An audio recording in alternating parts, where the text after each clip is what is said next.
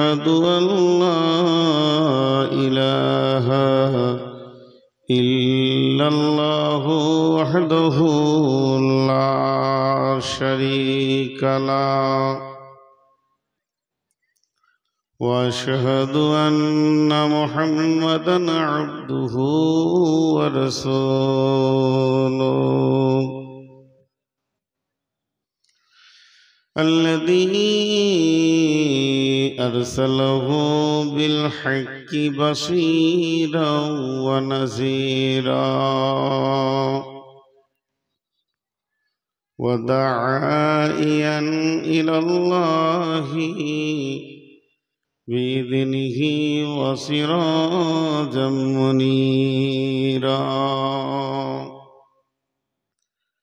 أما بعد فإن خير الحديث كتاب الله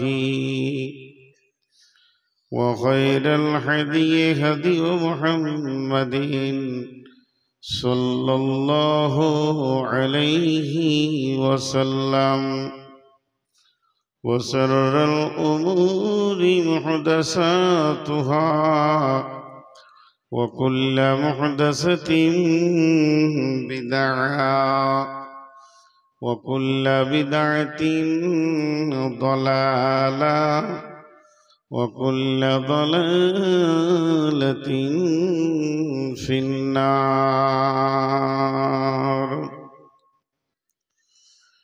فقد قال الله تبارك وتعالى في كلامه المجيد وفرقانه الحميد أعوذ بالله من الشيطان الرجيم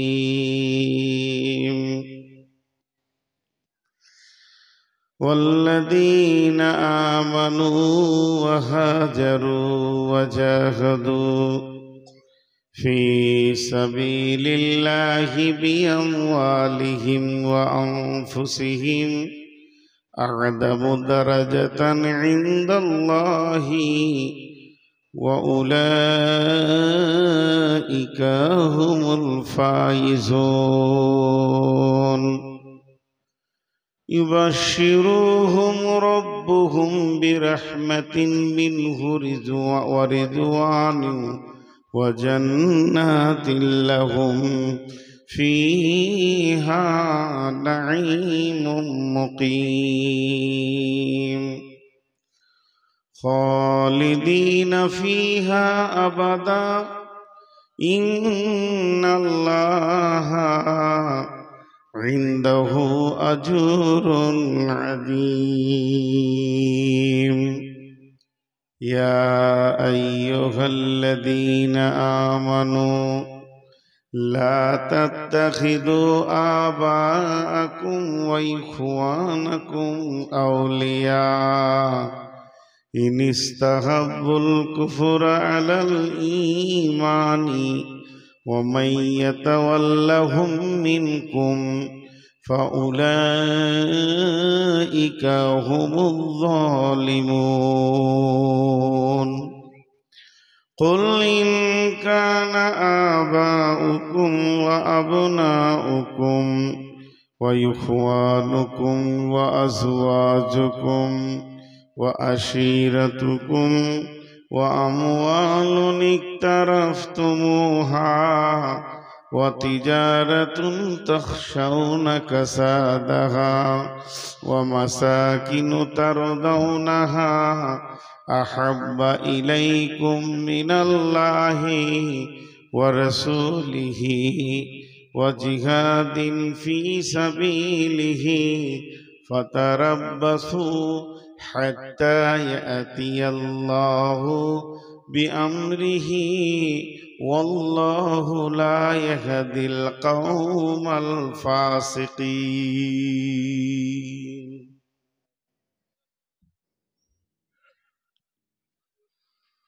মুরানকনি মুসলমান মোদের নাইকো কাণ্ড জ্ঞান, যুগের হাওয়ায় বইয়ে দিলাম মোদের দিন ইসলাম গো, মোদের দিন ঈমান। মোরা এমনি ভাবে পার্টি করি, ভাইয়ে ভাইয়ে লড়ি মরি, মোদের ভোটের জোরে বাবু বিধানসভা পান, বাবু লোকসভা পান। মোরা নকলি মুসলমান, মোদের নাইকো কাণ্ড জ্ঞান, যুগের হাই বইয়ে দিলাম মোদের দিন ঈমান গো, মোদের দিন ইসলাম।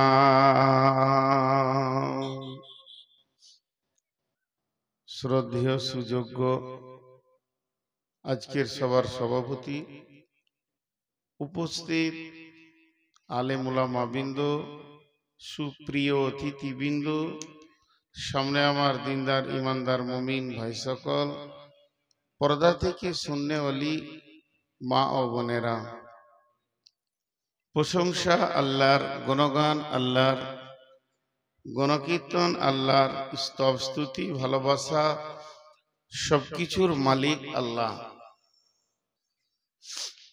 যে মহান মুনিব আজকে আমাদেরকে বিভিন্ন এলাকা, গোত্র, বংশ, জাতি, ধর্ম, বয়স, বর্ণ নির্বিশেষে এপ্রিল মাসের 19 তারিখে এনে হাজির করেছেন, এর জন্য আমরা সকলে শুকরিয়া করি আলহামদুলিল্লাহ। দরুদ ও সালাম বর্ষিত হোক আখিরি পয়গম্বর নবী মুহাম্মদ রাসূলুল্লাহ সাল্লাল্লাহু আলাইহি সাল্লামের উপর। আল্লাহুম্মা আমিন, আল্লাহুম্মা সাল্লি আলাইহি, আল্লাহুম্মা বারিক আলাইহি। আমি আপনাদের সামনে সূরা তওবা থেকে পরপর 4-5টি আয়াত তেলাওয়াত করেছি এবং সেইগুলোকে সামনে রেখে খুব স্বল্প সময়ে কয়েকটি কথা বলবো বলে নিয়ত করেছি। যদি আমার মাবুদ আমাকে তৌফিক দেন তো, ওমা তৌফিকি ইল্লা বিল্লাহি আলাইহি তাওয়াক্কালতু ওয়া ইলাইহি উনীব। আমি আমার বক্তব্যকে শুরু করার আগে ছোট্ট দুটি কথা বলবো, বেশি লম্বা নয়, 1 মিনিটের মধ্যে দুটি কাজ শেষ করে দিব। যারা চেয়ারে বসে রয়েছেন, যদি সত্যিকারে আপনি অক্ষম হন তাহলে বসেন, আর না হয় আপনি ভাবেন আপনার থেকে মুরব্বিটা নিচে বসে আছে, নিচে বসেন। যারা রাস্তায় আছেন, রাস্তার ধারে একমাত্র একটা খারাপ প্রাণী বসে রাস্তা চলার জন্য।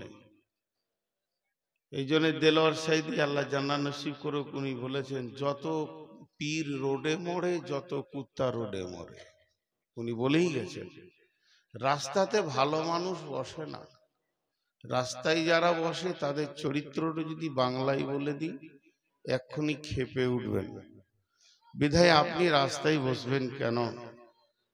রাস্তাকে প্রশস্ত করার কথা বলা হয়েছে। ইমানের সব থেকে নিম্ন দরজা হলো রাস্তাকে ক্লিয়ার রাখা। অতএব আপনারা একটু করে আগান, একটু করে আগান, খুব আগাবেন না, কারণ গরম। শীত নয়, শীত হলে বলতাম জমে জমে বসে, অতটা জমতে বলা যাবে না। যতটা আগালে দেখে ভালো লাগবে অতটা আগান। ভাই বাকি যে কটা রাস্তায় আছেন আপনারা কি নামবেনই না? আর ভলেন্টিয়ার গুলো আমার সামনে আসেন, এখানে বসেন। বহু ডিউটি হয়েছে, ওখানে শোনেন, নাহলে কাল সকালে আফসোস করবেন যে সারা রাত খালি লাঠি নিয়ে দৌড়েছি, কিছু শুনতে পাইনি। আসেন, ইসলামে তো ভলেন্টিয়ার প্রয়োজনই হয় না, নিজের বিবেকটাই হচ্ছে ভলেন্টিয়ার। চলে আসেন, চেয়ারগুলোকে জমা করে দেন, যেগুলো রাস্তায় আছেন চলে আসেন। আল্লাহর রাস্তা দিয়ে বলছি, ভাই আপনারা নিচে আছেন, চাওয়ালা চোখের বাইরে চলে যাও।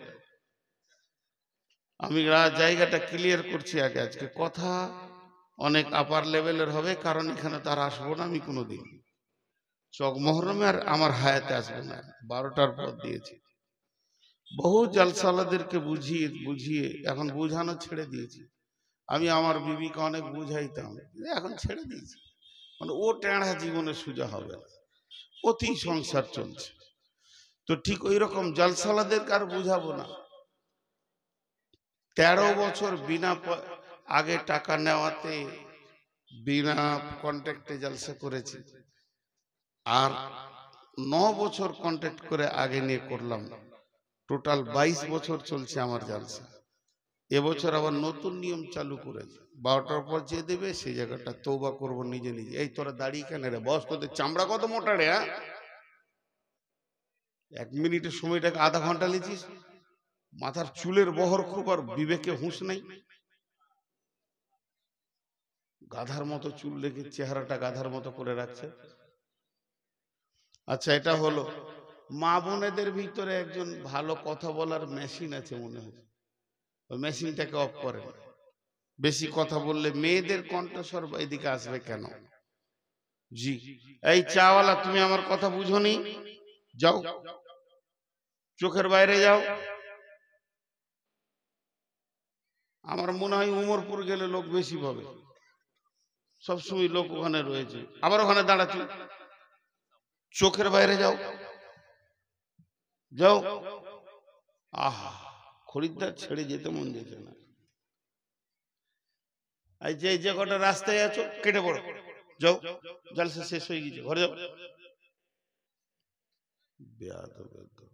12টা বাজতে চললো, এখনো হুঁশ হলো না। আমি আপনাদের সামনে আজকে যে বক্তব্যটা ধরেছি, মা বোনদেরকেও বলছি, আপনারা কান করে শুনবেন।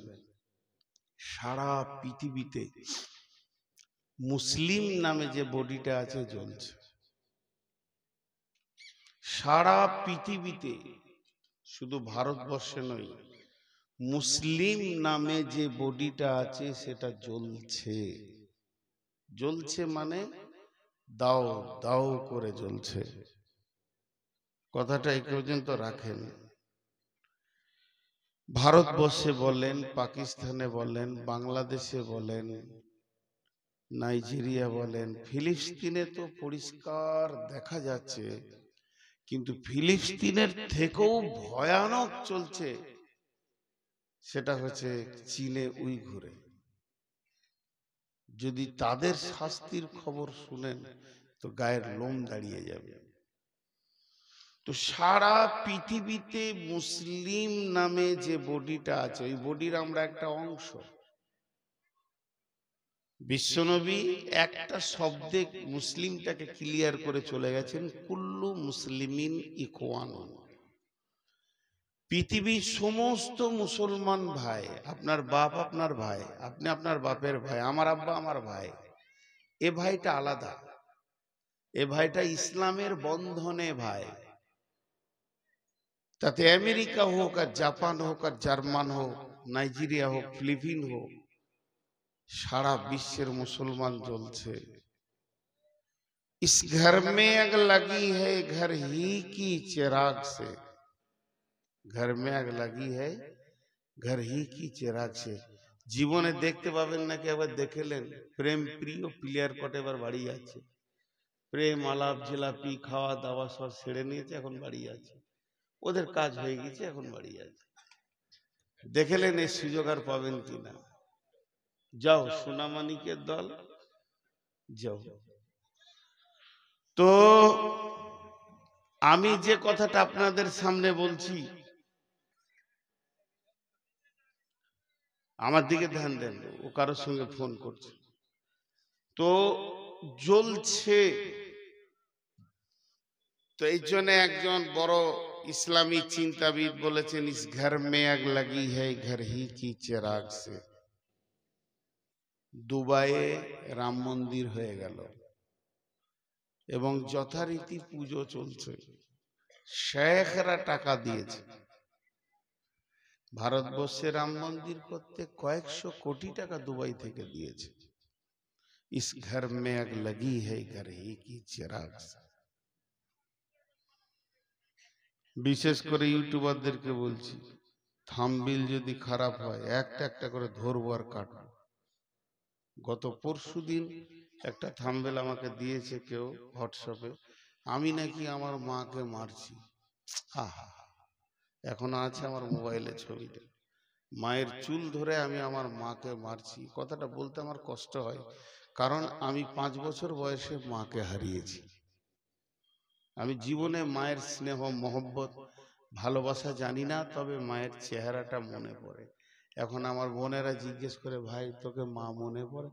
মনে পড়ে একটু, মায়ের দাঁতগুলো, হাসিটা, খুব তাগড়া জান মেয়ে ছিলেন। বুঝে, তাহলে তোর মনে আছে। শিশু অবস্থায় মা হারিয়েছি, আর থাম্বিল দিয়েছে নূর মোহাম্মদ ওর মাকে মারছে। আহা, এরা যে কোন জাহান্নামে যাবে আল্লাহ জানে। আল্লাহ তাবারক ওয়া তাআলা ওদেরকে সব থেকে নিম্ন স্তরে জাহান্নামী স্থান করে দেন, আল্লাহুম্মা আমিন। তো আমি আপনাদের সামনে যেটা বলছি, কেন, এই কেনটার উত্তর কে দিবে? এই কেনটার উত্তর কে দিবে? বিশ্বনবী ইসলামকে একটা ছায়া বলেছেন। ইসলাম একটা রুলস ও প্রসিডিওর। ইসলাম একটা সুন্দর নিখুঁত জীবন ব্যবস্থা। ইসলাম একটা আমানত সম্পদ। ইসলাম হলো পৃথিবীর সব থেকে সেরা সম্পদ। ইসলাম হলো চরিত্রের মেসেঞ্জার। ইসলাম হলো চরিত্রের কমপ্লিটলি একটা কোর্স। যে ইসলামে ঢুকে যাবে তার চরিত্র ঠিক হয়ে যাবে, চরিত্রে কোনো গোলমাল থাকবে না। ইসলাম একটা লিকবিহীন টিউব, যার কোনো লিক খুঁজে পাওয়া যাবে না। ইসলাম হলো একটা মানুষের সুন্দর জীবন ব্যবস্থা। কিন্তু বিশ্বনবী আর একটা কথা বলেছেন, ইসলাম একটা প্রাসাদ।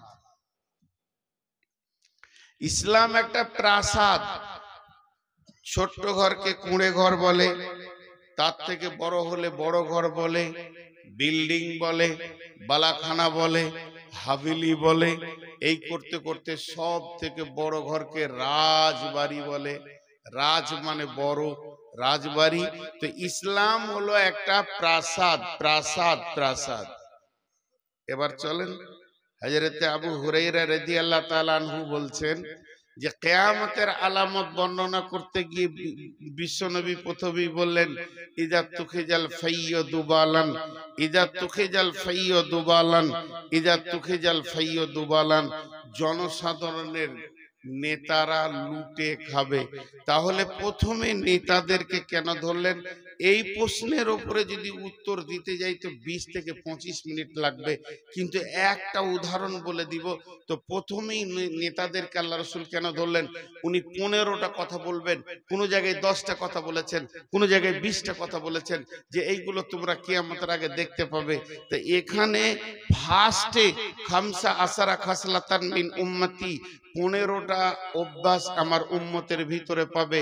তার মধ্যে 1 নম্বর, ইযা তুখিজাল ফাইয়্যু দুবালান, জনসাধারণের মাল নেতারা খাবে। আজ আপনারা মানা করছেন না ছেলেগুলোকে, আজীব ব্যাপার। তো জনসাধারণের মাল নেতারা খাবে কেন বললেন? একটা উদাহরণ শুনেন। কোন একজন মুরব্বী, উদাহরণটা মন দিয়ে শুনবেন, সুন্দর একটা সাজানো গোছানো পাকা ঘর বানিয়েছেন, মার্বেল পাথর দিয়েছেন, চকচক চকচক করছে, সুন্দর মিস্ত্রি দিয়ে তাকে মেঁধেছে, নিজের চেহারা নিজে দেখা যাচ্ছে। কিন্তু বেচারা অসুস্থ, এবার বুঝে ফেলেছে আর আমি পৃথিবীতে থাকবো না। তা মার্বেলের দিকে তাকিয়ে এমনি করে করে মার্বেলটাকে খুঁটছে। তোর বেটারা বলছে, আব্বা এমন কেন করছেন? বহু কষ্ট করে বানিয়েছে, হারাম খেয়ে নয়, মেহনত করে। তো বলছে মার্বেল গুলো সব দাগ হয়ে যাবে, দাগ হয়ে যাবে। ছেলেরা বুঝতে পারলো না, বলছে ঠোকা ঠুকিতে এগুলো দাগ হয়ে যাবে, দাগ হয়ে যাবে। বড় ছেলে জড়িয়ে ধরল, আব্বা এটা কেমন বলছেন? আমি মরে যাব, তোরাও চলে যাবি, এই রক্তের এমন ছেলে জন্ম নেবে তার মদের বোতলে এই জায়গাটা দাগ হবে। সে যখন মদ খেতে ধরবে তখন আর মার্বেলের ইজ্জত বুঝবে না। তো বিশ্বনবী ইসলামকে একটা প্রাসাদ বলেছেন। বিশ্বনবী ইসলামকে প্রাসাদ বলেছেন। এই প্রাসাদটা কতগুলি ইট দিয়ে বানানো হয়েছে? 1,24,000 কম বেশি 1.5 লক্ষ ইট লেগেছে প্রাসাদটা বানাতে। বিশ্বনবী বলছেন এই প্রাসাদের প্রথম ইটের নাম হযরতে আদম আলাইহিস সালাম, আর এই প্রাসাদের শেষ ইট আমি নবী মুহাম্মদুর রাসূলুল্লাহ। একটা ঘটনা শোনাই। আল্লাহর নবী 9ই জিলহিজ্জা আরাফাতের দিন তিনি যখন নিয়ত করে নিলেন যে আমি হজ পালন করব, বিশ্বনবী মদিনা মানওয়ারাতে ছিলেন। এমন সময় বললেন, রে আমার সাথীরা, তোমরা আমার সাহাবীরা যে যেখানেই আছে তাদেরকে খবর দাও, তারা যেন সকলে মদিনা মানওয়ারায় এসে যায়। বিশ্বনবী যখন এই খবরটা দিলেন, সমস্ত সাহাবী যে যেখানে ছিল সব এসে হাজির হয়ে গেল। বিশ্বনবী বললেন, চলো এবার আমি তোমাদেরকে সঙ্গে করে হজ পালন করার জন্য রেডি হয়ে গেছি। বিশ্বনবী সাথীদেরকে নিলেন। মসজিদে নববী থেকে কম বেশি 7 থেকে 8 কিলোমিটার দূরে আর একটা মসজিদ আছে। ওই মসজিদটা বর্তমান নাম জুলহুলাইফা, আর একটা নাম আগে ছিল মসজিদে গাছ। ওই মসজিদে গাছের কাছে গিয়ে দয়ার নবী বললেন, তোমরা তাঁবুগুলোকে রেডি করে নাও। সমস্ত তাঁবু রেডি হয়ে গেল। নবীজি বললেন, এখানে খাওয়া হবে, এখানে পান করা হবে, এখানে গোসল হবে, এখানে রেস্ট হবে। মঞ্জিল বানালেন। তারপরের দিন সকালে উঠে দয়ার নবী গোসল করে নিলেন। সকলেও গোসল করে নিলেন, ইহরামের কাপড় পরে নিলেন। লব্বাইক আল্লাহুম্মা লব্বাইক, লব্বাইক লা শারীকা লাকা লব্বাইক, ইন্নাল হামদা ওয়ান নি'মাতা লাকা ওয়াল মুলক লা শারীকা লাক। লব্বাইক ধ্বনি দিয়ে বিশ্বনবী কাবার মুখে হাঁটতে শুরু করলেন। 8টা দিন গেল, 8টা রাত গেল। বিশ্বনবী কাবাতে প্রথম উমরা করলেন। উমরা যখন শেষ হয়ে গেল, তারপরে তিনি চলে গেলেন মিনার ময়দানে। মিনার ময়দানে 5 ওয়াক্তের নামাজ হয়ে গেল। মিনার ময়দানে নামাজ সেরে এরপরে বিশ্বনবী চলে গেলেন 9 জিলহিজ্জা আরাফাতের ময়দানে। হযরতে বেলাল আজান দিলেন। একটা আজান হলো, বিশ্বনবী জোহরের নামাজের সালাম ফিরলেন। ডান দিকে সালাম ফেরার পর যেই বাম দিকে সালাম ফিরেছেন, আবার বেলাল পেছনে উঠে তাকবীর দিয়ে দিলেন। আসরের সালাত হয়ে গেল। জোহর আসর যখন হয়ে গেল, দয়ার নবী তার দলকে ফেরে একদম আরাফাতের মধ্যবর্তী জায়গা জাবালে রহমতের কাছে গেলেন। সেখানে যাওয়ার পর বিশ্বনবী ঐতিহাসিক বক্তব্য দেবেন, কে কেমন করে থাকবে বলতে শুরু করবেন। কিন্তু এমন সময় কোরআনের একটি আয়াত নাযিল হয়ে গেল। বিসমিল্লাহির রহমানির রহিম। আল ইয়াওমা আকমালতু লাকুম দীনাকুম ওয়া আতমামতু আলাইকুম নি'মাতি ওয়া রাযীতু লাকুমুল ইসলাম দীনা। বিশ্বনবী উটের উপরে চড়ে 1.5 লক্ষ সাহাবীকে লক্ষ্য করে বক্তব্য শুরু করেছেন। এমন সময় জিবরাইল আমিন এসে বললেন, বিসমিল্লাহির রহমানির রহিম। আল ইয়াওমা আকমালতু লাকুম দীনাকুম ওয়া আতমামতু আলাইকুম নি'মাতি ওয়া রাযীতু লাকুমুল ইসলাম দীনা। এটা কোরআনের শেষ আয়াত। এরপরে আর কোন আয়াত আসেনি। যখনই আয়াতটা পড়ে আল্লাহর নবী সাহাবীদেরকে শোনাতে লাগলেন, রে আমার সাহাবীরা শোনো, আজকে কোরআনের আয়াত নাজিল হয়ে গেল। দিন কমপ্লিট হয়ে গেল। দিনের আর কিছু বাকি থাকলো না। এই কথা যখনই শুনেছেন, ডান দিকে সিদ্দিকে আকবর আবু বকর দাঁড়িয়ে আছেন, বাম দিকে ফারুক আজম উমর ফারুক দাঁড়িয়ে আছেন। হযরত উমর বাচ্চা ছেলের মতো কাঁদতে শুরু করে দিলেন।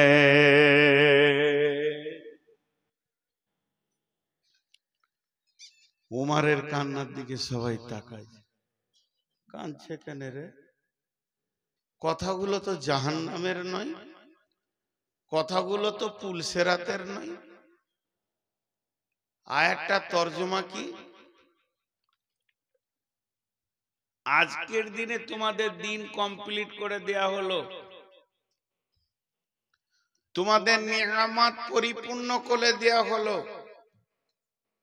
আর এই ইসলাম নামে দিনের ওপরে আল্লাহ রাজি আছেন। এখানে তো জাহান্নামের কোনো কথা নেই।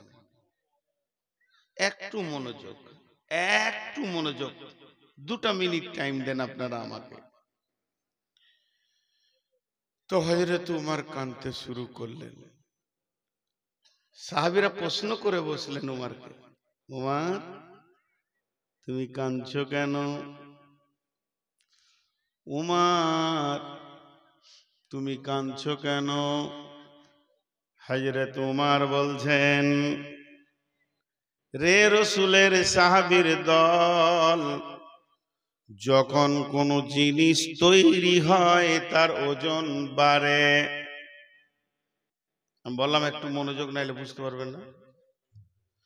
যখন কোনো জিনিস তৈরি হয় তার ওজন বাড়ে, কিন্তু যখনই জিনিসটা কমপ্লিট হয়ে যায় তখন থেকে তার ওজন কমতে থাকে। তার মানে আজকে ইসলাম নামে ইজিমটা তৈরি হয়ে গেল, এরপর থেকে ইসলাম ধীরে ধীরে কমতে থাকবে। একটা গ্রিল আপনি দরজা বানান, চাই গ্রিলের একটা সেট বানান, যখন ওই গ্রিলটা বানানো হবে মিস্ত্রি যত বানাবে তত ওজন বাড়তে থাকবে, বাড়তে থাকবে, বাড়তে থাকবে। একটা ফুল লাগাবে, একটা অ্যাঙ্গেল লাগাবে, একটা আর কিছু লাগাবে, বাড়তে থাকবে। যেদিন গ্রিলটা কমপ্লিট হয়ে প্রাইমার দিয়ে রং করে দেবে, কমপ্লিট হয়ে যখনই গ্রিলটা লেগে যাবে প্রতিদিন ওর ওজন কমতে থাকবে, জং ধরবে, চটা ধরবে, ছাড়বে, পড়বে। তাই হযরত উমর বললেন, বন্ধুরে, যে ইসলামটা এত সুন্দর করে আল্লাহ বানালেন তার মিস্ত্রি নবী মুহাম্মদ সাল্লাল্লাহু আলাইহি ওয়াসাল্লামকে দিয়ে আজ থেকে ইসলামের ক্ষয় শুরু হয়ে যাবে রে। শুধু তাই নয়, আবার ইসলামের মেসেঞ্জার করে পাঠানো হয়েছিল বিশ্ব নবীকে। আজ থেকে নবীজির ছুটি হয়ে যাবে। তার মানে ইসলামের জন্য আল্লাহ ওনাকে পাঠিয়েছিলেন, ইসলাম কমপ্লিট হয়ে গেল। তার মানে বিশ্ব নবীর ডিউটি শেষ হয়ে গেল। এবার বিশ্ব নবীর বিদায়ের পালা পড়ে গেছে।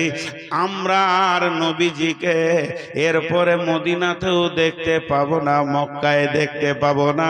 তার জন্য বিশ্ব নবী হযরতে মুআজকে বলেছিলেন, মুআজ রে, তুমি শামে চলে যাও, অমুক দেশে গিয়ে শাসন করো। হে মুআজ, আজকে তোমার সঙ্গে আমার শেষ মোলাকাত। এরপরে যখন তুমি মদিনায় আসবি তখন আমাকে পাবে না, তুমি পাবে মসজিদে নববী আর আমার কবর, এর মাঝেই তুমি চলাফেরা করবে। মুআজ হাজার চেষ্টা করলো, আমাকে আর তুমি দেখতে পাবে না। অনেক সাহাবী কেঁদেছিলেন, কারণ বিশ্বনবীর বিদায় পালা পড়ে গেল। যারা এটা বুঝেছিলেন তারা কেঁদেছিলেন। সেই ইসলামটা ক্ষয় হতে হতে কোথায় এসছে এখন? আজকে ইসলামটা কমপ্লিট হলো 1450 বছর। 1450 বছর হয়ে গেল, কম বেশি অ্যাকুরেটলি বলছি না। যে ইসলামটা রসুলের জামানায় ছিল ওই ইসলামটা আজকে নাই। ওই ইসলামটা আজকে নাই। রসুল যে ইসলামটা বানিয়ে গেছিলেন উনি বলেছিলেন প্রাসাদ।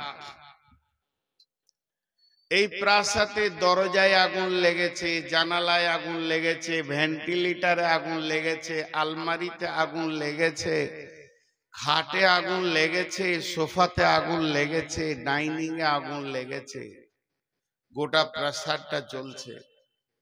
তার মানে বিশ্ব মুসলিম জ্বলছে।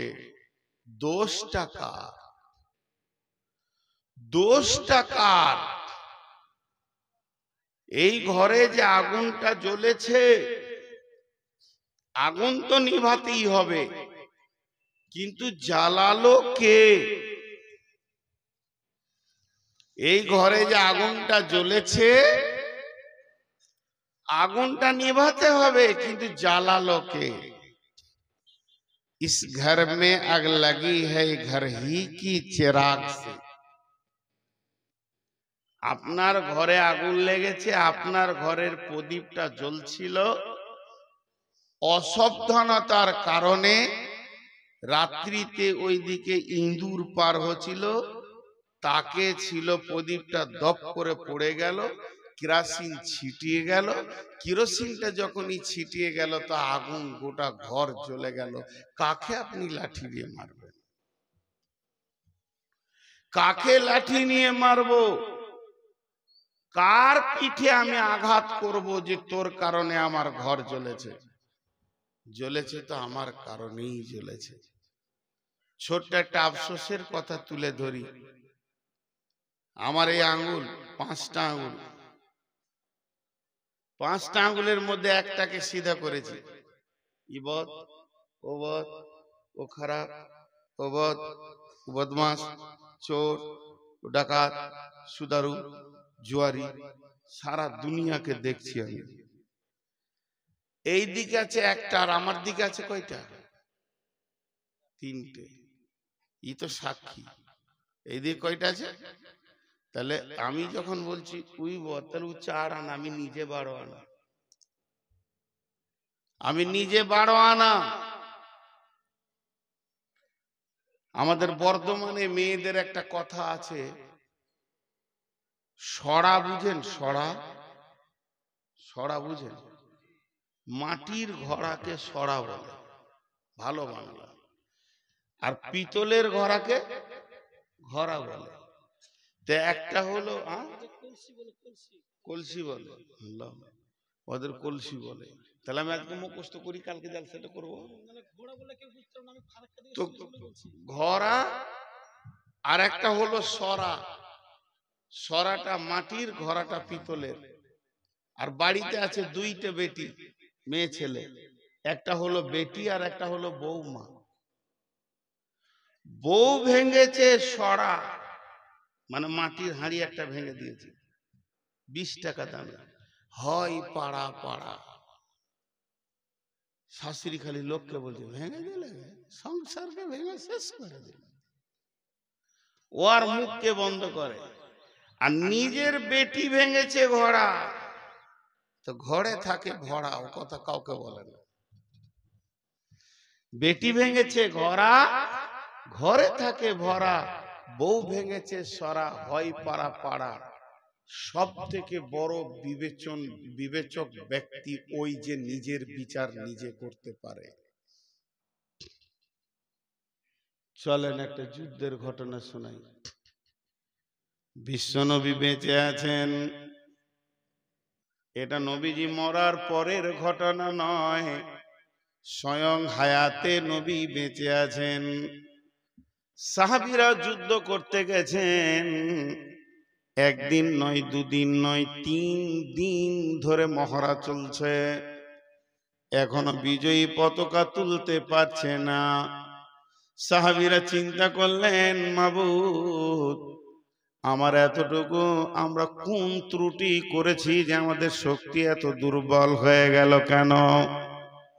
সাহাবীরা আপসের মধ্যে মাশওয়ারায় বসে গেলেন, নিশ্চয়ই আমাদের কোনো ত্রুটি আছে, তাই আমরা বিজয়ী পতাকা তুলতে পারছি না। ত্রুটিটা এমন নয় যে ফরজ নামাজ পড়েনি, ফজরের নামাজ পড়েনি, জোহরের নামাজ পড়েনি, এমন ত্রুটি নয়। জিহাদে যেমন নামাজ হয় কসর করে করে, অমনি নামাজ হয়ে গেছে। কিন্তু কোন রকম কিছুই খুঁজে পাই না। শেষকালে খুঁজে পেল যে আমরা 3 দিন মেশোয়াক করিনি, দাঁতন করিনি। এটা একটা সুন্নত, এটা সুন্নতে রাসূল। 3 দিন দাঁতন না করার কারণে আমাদের আল্লাহ এমন নারাজ হয়ে গেছেন, আমাদেরকে আর বিজয়ী ময়দানে আসতে দিচ্ছে না। তখন তারা করল কি, তারা পরামর্শ করে বলল আগামীকাল সকালে উঠে প্রথম কাজ হবে মেশোয়াক করা, দাঁতন করা। একজনও যেন মেশোয়াক বাদ না যায়। এবার তারা হাসুয়া কোথা পাবে, কাতি কোথা পাবে, এত 7-5 ভাবা বাদ দিয়ে লাফ মেরে মেরে গাছের ডালকে ধরছে আর মুচড়ে মুচড়ে ভাঙছে আর দাঁতন করছে। এই দৃশ্যটা দেখে প্রতিপক্ষ বেঈমানের দল বলছে আজকে খেপে গেছে, কাউকে ছাড়বে না, জানে বাঁচবে না। পালা, ময়দান ছেড়ে তারা পালিয়ে গেল। আল্লাহ রসুলের সাহাবীরা পতাকা তুললেন। তার মানে একটা সুন্নতের কত মজবুতি, ক্ষমতা, একটা দেশকে যুদ্ধে বিজয়ী বিজয়ী ঘটিয়ে দিয়েছে এবং বিজয়ী পতাকা তুলে দিয়েছে। একটা সুন্নতের কতটা মজবুতি রয়েছে। তাই জিহাদের ময়দানে আপনি যাবেন, কি কি সঙ্গে নেবেন, কোন জিনিসটা নিতে হবে, ঢাল নিতে হবে, তলোয়ার নিতে হবে, বর্ষা নিতে হবে, জি হ্যাঁ নিতে হবে। কিন্তু তার আগে প্রিপারেশন আমার আল্লাহ কি বলেছেন, ইয়া আইয়ুহাল্লাযীনা আমানু হাল আদুল্লুকুম আলা তিজারাতিন তুনজিকুম মিন আযাবিন আলীম। হে ঈমানদারেরা, তোমাদেরকে কি এমন একটা ব্যবসা শিখিয়ে দেব না, এমন একটা কৌশল শিখিয়ে দেব কিনা যে ব্যবসাটা করলে তোমরা আযাবে আলীম থেকে বেঁচে যাবে। সেই ব্যবসাটা কি? প্রথম নম্বরে তুমিনুনা বিল্লাহি, আল্লাহর উপরে ঈমান আনো। ঈমানে যেন ত্রুটি না থাকে। আল্লাহকে সঙ্গে লাও, হৃদয়ে আল্লাহ, ঈমানে আল্লাহ, ডানে আল্লাহ, বামে আল্লাহ। তুমি আবে হায়াত ইলাহি, তোমারই করি তোমার কাছে মোনাজাত। আল্লাহকে সঙ্গে লাও, ওয়া রাসূলিকে। 2 নম্বরে তুমি রসুলকে সঙ্গে রাখো। তার মানে মাথা থেকে পা পর্যন্ত তোমার সঙ্গে রসুল থাকবে। রসুল না থাকলে তুমি কেমন করে জিহাদ করবে? তোমার চেহারাতে, তোমার উঠাতে বসাতে, তোমার দাড়িতে মোচেতে, তোমার চুলেতে, তোমার খাওয়াতে, পেশাবে, পায়খানায়, সাওয়াতে রসুলকে তুমি সঙ্গে রাখো। একটা সুন্নত যেন বাদ না যায়। তাহলে 2খানা জিনিস যতক্ষণ পর্যন্ত আমার কাছে না আছে অতক্ষণ পর্যন্ত আমি জিহাদের ময়দানে যাব না। যতক্ষণ পর্যন্ত আমি টিকিট না কেটেছি অতক্ষণ পর্যন্ত ট্রেনে আমি চাপব না। আমি হারামে কুবুদ্ধি করে টাকা বাঁচিয়ে হারাম টাকা আমি ইনকাম করব না। আমি টিকিট কাটবো, তারপরে ট্রেনে উঠব। আমি অতক্ষণ পর্যন্ত বিজয়ী দেখব যতক্ষণ পর্যন্ত আল্লাহ এবং রসুল আমার সঙ্গে থাকবি।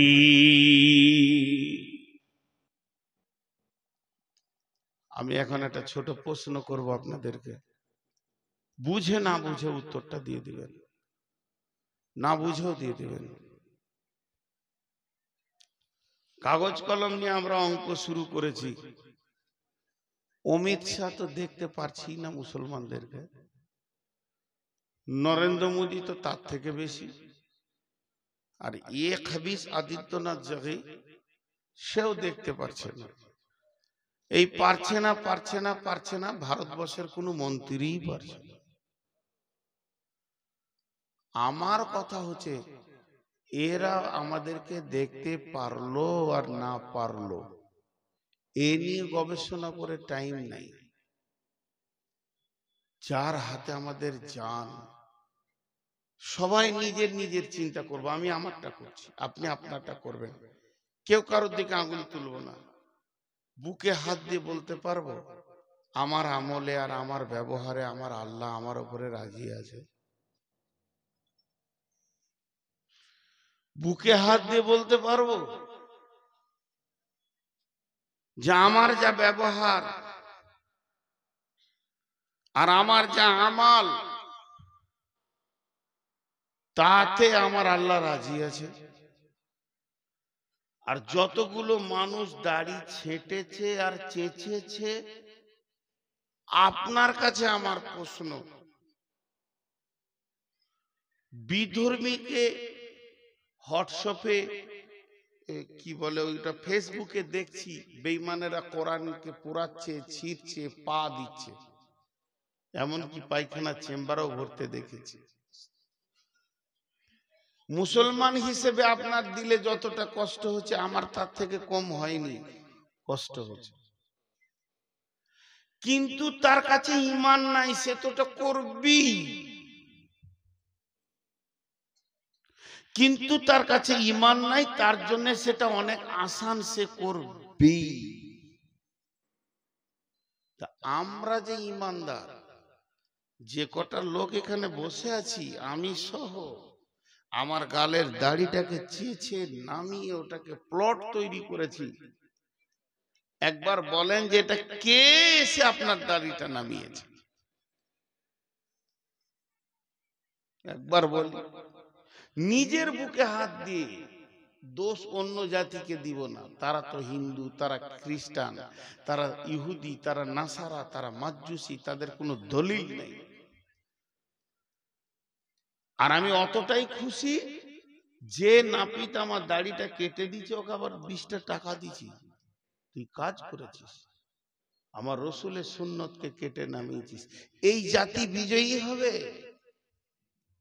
আগুনটা কে লাগিয়েছে ইসলামে? আত্মসমালোচনা করি একটু। কে লাগিয়েছে? যে কোটি যুবক আছে, আমার 53 বয়স, একটা আমার বেটার বয়স, আমার ছেলের বয়স। যদিও ছেলে, তা আমি হাত দুটো ধরে বলছি, বাপ তোমার ওই মাথার চুলটা ইহুদিদের, তোমার ওই মাথার চুলটা ইহুদিদের। এখন তুমি ইহুদিকে ভালোবাসো না নবী মুহাম্মদ সাল্লাল্লাহু আলাইহি ওয়াসাল্লামকে ভালোবাসো?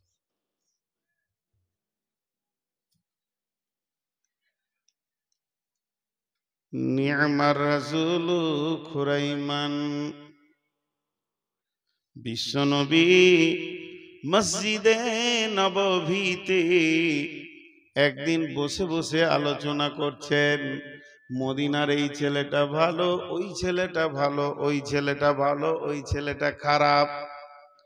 নবীজি আলোচনা করতে করতে খুরাইম নামে একটা যুবকের নাম ধরে বলছেন যে মদিনাতে একটা ছেলে আছে, ছেলেটার নাম হলো খুরাইম। ছেলেটা বড় ভালো ছেলে রে। নি'মার রাসূলু খুরাইমান।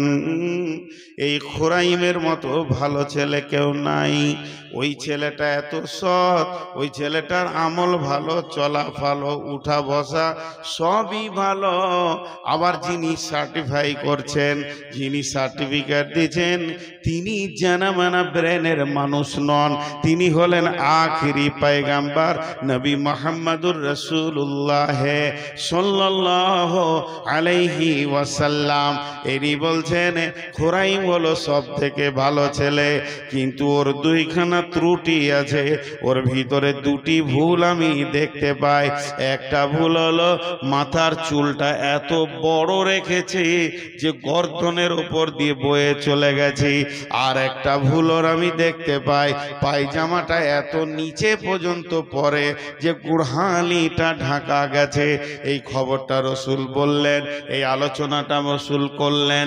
এটা মসজিদের ভিতরে আলোচনা হলো, সীমাবদ্ধর ভিতরে আলোচনা হয়ে গেল। তারই মধ্যে কেউ শুনে এই খবরটা খুরাইমকে বলছে, খুরাইম রে, তোর ব্যাপারে রসুল কি বলেছে জানিস কি? যে উনি বলেছেন নি'মার রাসূলু খুরাইমান। মদিনার ভালো ছেলেদের মধ্যে একটা ছেলে হলো খুরাইম। কলজেটা বড় হলো, মনটা বড় হলো, আমাকে বিশ্ব নবী ভালো বলেছেন। তখন এত কলিজাটা বড় হয়েছে, খুরাইম আনন্দে তার চেহারার মধ্যে ভেসে উঠেছে। কিন্তু আবার ওই লোকটা বলছে বিশ্ব নবী নবী বলছেন খোরাইম যত ভালো হোক না কেন, খোরাইমের দুইটি জিনিস বড় খারাপ। তখন খোরাইমের মুখটা নেমে গেল, হাই আল্লাহ, আমার দুইটা জিনিস রসুল দেখতে পারে না, একটা হলো চুলটা বড়, আর একটা হলো টাকনুর নিচে কাপড়। যখনই এই কথা বলেছে তখনই ওই খোরাইম একটা চাকুকে নিয়েছে, নাপিতের কাছে যাব, আজকে নয় কাল যাব, আজকে সময় নাই কাল যাব, এমন ঢিলা বলে কিছুই নয়। সে নিজের চুলকে নিজে ধরছে আর চাকু দিয়ে কাটছে আর বলছে, হতভাগা চুল রে, আমার নবী নারাজ হয়ে গেছে, এই চুল আমি আর 1 মিনিটে রাখবো না। কাপড়টাকে চাকু দিয়ে ফেরে কেটে ছুঁড়ে ফেলে দিল। ওরে কাপড় রে, আমি তোকে কাটতে পারবো কিন্তু নবীকে নারাজ করতে পারবো না। এইগুলোকে কেটে নাড়া করে দিয়েছে, একদম ছোট চুল আর মাঝে বড় চুল রেখেছে। যে হাসাবার জন্য বলতে গেলে অনেক কথা বলা হয়, আমি হাসাবার জন্য বায়ান করছি না, কিছু বিবেকের চেতনা দিতে চাইছি। এই চুলটাকে নিয়ে হাসাবার জন্য বলা গেলে 5খানা 10খানা কথা বলা যেতে পারে। 24টা ঘন্টা খালি চুলে হাত, খালি চুলে হাত, কারণ তো চোখের সামনে চলে আসছে। এমনও ছেলে আছে, ওকে যদি বলছি জাকির কোথায় যাবে, এমনি করে তাকাইছে, তার মানে চুলের ভিতর দিয়ে ওকে দেখতে হচ্ছে। কি কষ্ট, কি কষ্ট। আর ও যখন ওইভাবে চুললে হাত, কারো কারো আবার দেখছি এমন চুলগুলো শক্ত, এই দিকে আর একটা, যে দুটো মাথা মনে হচ্ছে।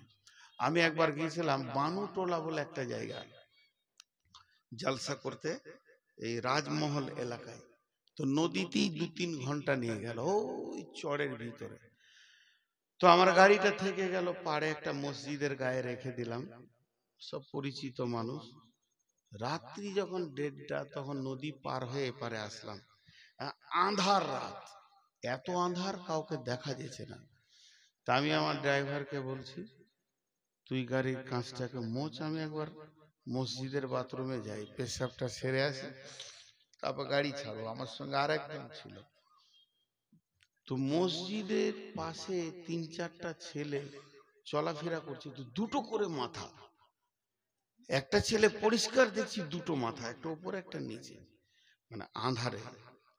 তো আমি ভাবছি, আল্লাহ, কি মানুষ না জিন, এত রাতে ওরাও মসজিদে ঢুকেছে পেছাবখানায়, ফুল প্যান্ট ট্যান্ট পরে, পিঠে ব্যাগ রয়েছে।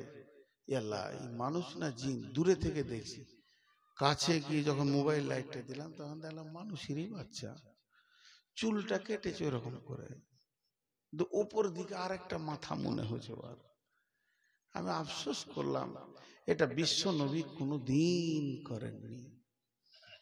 এখন বলেন, জালসাটা এখানে শেষ করব না একটু আগাবো? আপনারা বলবেন আগান, আমি বলবো শেষ করবো। বলে কেন? চুলটি এবছর কাটা হোক, একটা কথা শুনবো, একটা আমল হোক। কিন্তু এরকম জালসা চলতে চলতে পশ্চিম দিকের সূর্য উঠে কিয়ামত হয়ে যাবে, কিন্তু আমলে চেঞ্জ হবে না। যে কটি যুবক আছে, এরা কি আজকে তওবা করতে পারে যে আমি কালকে ব্লেড দিয়ে বেঈমান চুলের গোষ্ঠী বিক্রি করে দিব? যেমন আমার রসুল চুল রাখতেন, সব সমান হবে, আমি সেরকম চুল রাখবো। কিংবা লিম্মা, জুম্মা, আফরা, যে কোনো একটা চুল রাখবে, পারবে না। বলেন, দোষ বিজেপি না বজরঙ্গের? ইসলামের ঘরে যে আগুন জ্বলেছে, দোষ বিজেপির না বজরঙ্গের? বলেন। সামনে আসছে ইলেকশন, আবার ইউটিউবারদেরকে বলছি খুব হুঁশিয়ার, এ কথাগুলো কিনে আজে বাজে কিন্তু থাম্বনেল বানাবে না। আসছে ইলেকশন, আপনার এখানে বলেন, মুসলিম বিজেপিতে দাঁড়িয়েছে কি দাঁড়ায়নি? বলেন। তাহলে একটা গ্রামের নাম বলবো না, জিজ্ঞেস করবেন না, এটা রোড, রোডের দক্ষিণ ধারে মসজিদ, তো রোডটা এটা পূব পশ্চিম উত্তর দক্ষিণী ধরেন, আমি মসজিদটা কেমন ওটা বুঝাই, এটা রোড ওইটা ধরেন পশ্চিম, এখন ধরতে বলছি। তা রোডের এই পাশে হচ্ছে মসজিদ, মসজিদের শেষ দেয়ালে রোড, পেচ্ছাপখানা বানিয়েছে রোডের এই পাশে, এই দিকটাও মসজিদের খানিক জায়গা আছে, গোসলখানা পেচ্ছাপখানা পায়খানা বানিয়েছে। কোনো একটা কারণে মুসলিম গ্রাম, গোটাটাই মুসলিম, ভরপুর মুসলিম, এই গাঁটারই কথা বলছি, ধরেন চক মহরমের ঘটনা, এটা বোঝানোর জন্য বলছি। আর বিজেপির মিটিং চলছে ভগবান গোলাতে এত দূরে, তো এখান থেকে ছেলেরা বেরিয়ে যাচ্ছে ওই মিটিং এ জয়েন করবে। সেই ছোট হাতি বলে ওই গাড়িকে ভাড়া করেছে, আর বিজেপির পতাকা বেঁধেছে, আর দাড়িওয়ালা আছে, বেদাড়িও আছে, সব কটা মুসলিমের বাচ্চা, আর ওইদিকে পেরিয়ে যাচ্ছে। আর মসজিদের সামনে দিয়ে আমাকে যখনই দেখেছে যে এটা বক্তা আছে, তা আমাকে সামনে রেখে বলছে জয় শ্রীরাম। আপনারা হাসছেন, কিন্তু আমার দুঃখ লেগে গেল বলতে। ওদেরকে কালেমা পড়াতে হবে কি হবে না? চলে গেল। আপনাদের কাছে আমি একটা শিশু বাচ্চা, আপনারা আমার ওস্তাদ, আমি পড়া শোনাচ্ছি আপনাদেরকে, একটা উত্তর দেন, হাতগুলো ধরে বলছি, একটা উত্তর দেন যে আজকে মুসলমানের বাচ্চা যদি এটা বলে, তা আপনাদের কাছ থেকে আমি একটা বিচার চাইব। এটা হলো চক মহরম, পাশে হিন্দু গ্রাম, হিন্দুর কোন একটা যুবক, ব্যানার্জি ঘরের ছেলে, চ্যাটার্জি ঘরের ছেলে, বন্দ্যোপাধ্যায় ঘরের ছেলে, হিন্দুদের ভিতরে যেগুলো আপার লেভেলের ঘরের ছেলে, শিক্ষিত ছেলে, ছেলেটা ইঞ্জিনিয়ার, ছেলেটা ভালো ভদ্র, কিন্তু তার চলাফেরা মুসলিমদের মতো। বন্ধু আছে অনেকগুলো মুসলিম, একসঙ্গে হোস্টেলে পড়াশোনা করেছে বহরমপুরে, পেচ্ছাপ করে পানি নেয়, দাঁড়িয়ে পেচ্ছাপ করে না। আবার কখনো কখনো মুখ দিয়ে বলে মুসলিমদের নিয়মগুলোই ভালো। আবার বিয়ে শাদী করেছে, ভোজ টোজ করেনি, হালকা করে নিয়েছে। আর মাঝে মাঝে ঈদে চলে আসে বন্ধুদের সঙ্গে আনন্দ করতে, আবার ওর মুখ দিয়ে বের হয় এইটাই ভালো। আপনার মনটা কি হবে বলেন? এই বিচারটা আমি চাইছি। আর না হয় জুতোগুলো আমার মাথায় ছুড়ে দেন। আপনার মনটা কি হবে ওই ছেলেটার ব্যাপারে? আপনি তখন আমাকে বলবেন মাওলানা একটা খবর শোনাই। কি খবর? এই পাশের গ্রামে একটা ছেলে আছে, এই ছেলেটার নাম হচ্ছে সুমন বন্দ্যোপাধ্যায় বা সুমন চ্যাটার্জি, খুব ভালো ছেলে, এত ট্যালেন্টেড না, 75% চলে এসছে। পার্সেন্টেজ বলছেন আপনি, আর একটু মেহনত করলে 25% চলে আসবে। তাহলে আপনার মনটা খুশি হচ্ছে কি হচ্ছে না?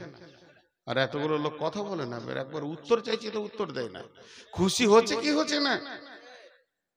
তাহলে যদি কোনো হিন্দুর ছেলে, ব্যানার্জি ছেলে, চ্যাটার্জি ছেলে, দাসের ছেলে, গুপ্তর ছেলে, গুহর ছেলে, সে যদি ইসলামকে মেনে নেয়, ইসলামের আচরণকে মেনে নেয়, ইসলামের কাছাকাছি চলে আসে, যেমন আপনার দিলটা কৌতূহল হবে, আপনার দিলটা উচল পাচল করবে, আর একটু গায়ে হাত বুলিয়ে দিলে মনে হয় মসজিদ ঢুকে যাবে। বন্ধুরে, তাহলে বর্তমান মুসলমানের চাল চলন হিন্দুদের মতো হয়ে গেছে। এদের বিয়ে শাদী হিন্দু, এদের চলাফেরা হিন্দু, এদের পোশাকে হিন্দু, এদের সমস্তগুলো মুসলমানের মতো আর নাই। এরা যখনই ফুল প্যান্টটা পরে একটু খালি গ্রাম থেকে বেরিয়ে চলে যাবে, এটা মুসলিম না নন মুসলিম বোঝা যাবে না।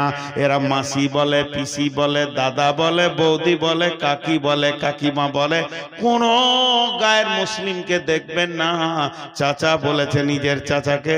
বন্ধুরা আমার, এরা 95% ঢুকে গেছে।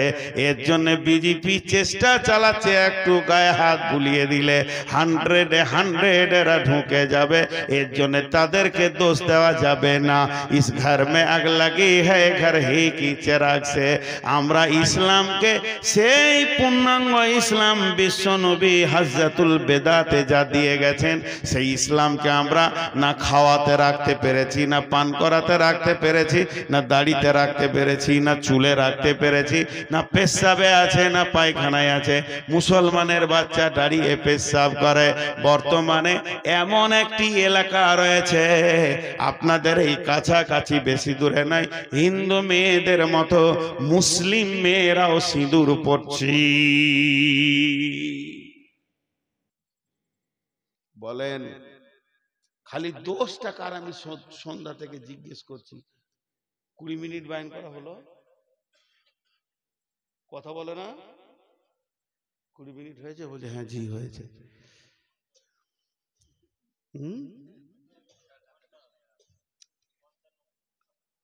55 নয়, ঘন্টা ক্রস করেছে। হ্যাঁ, হাটে এক মাস্টার ডিম কিনতে গেছে, বলছে ডিমের দাম কত রে? বলছে 6 টাকা। বলছে যে ছোট ডিম? বলছে ছোট মুরগিকে শুধাওগা কত কোঁত লেগেছে। আজকে যে বায়নটা করছে এটা বোনাস। শওকতকে বলবেন ও যেন ওভার ডিউটি কিছু দিয়ে দেয়, কারণ আমার তো 12টায় ডিউটি শেষ।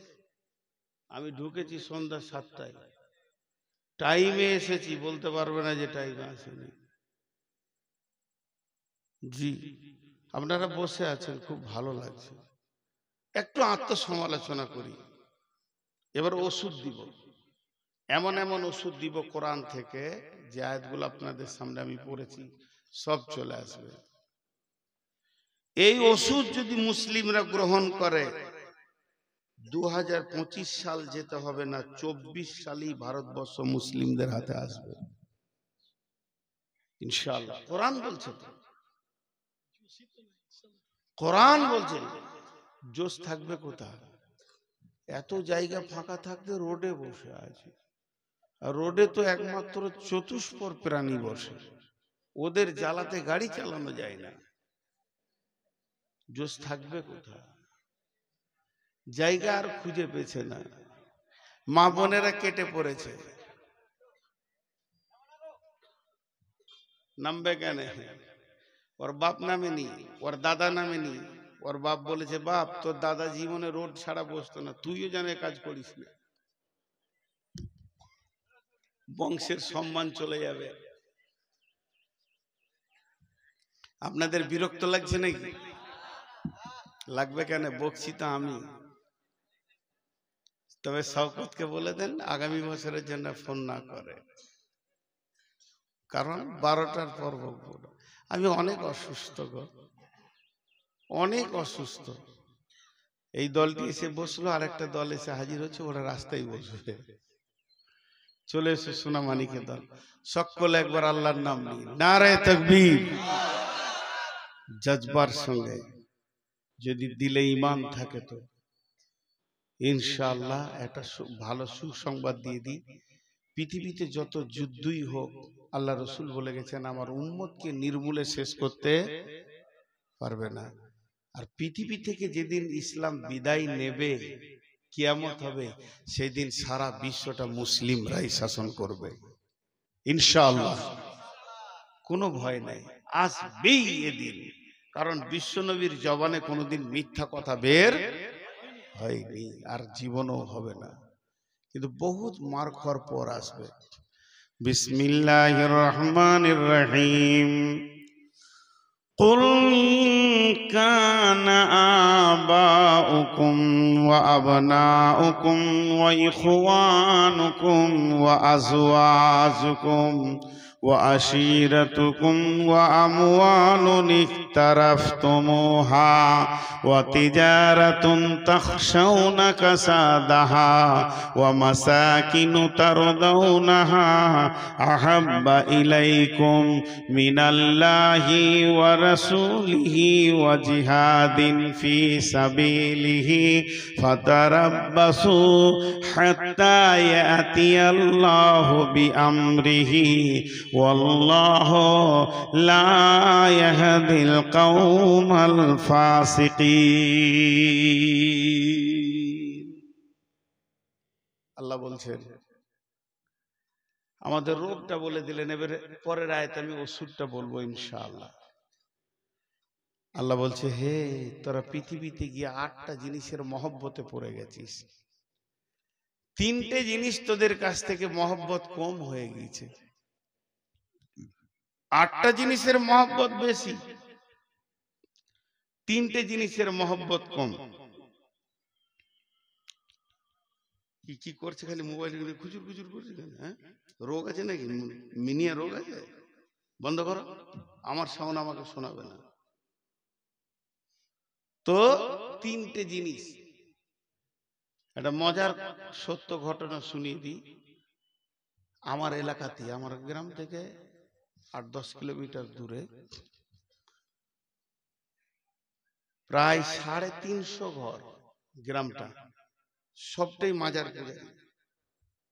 জীবিত পীর আছে ওখানে আবার, আর সে পীরের সঙ্গে আমি কথা বলেছি, ঢোল তাবলা সব জায়েজ করে দিল একদম।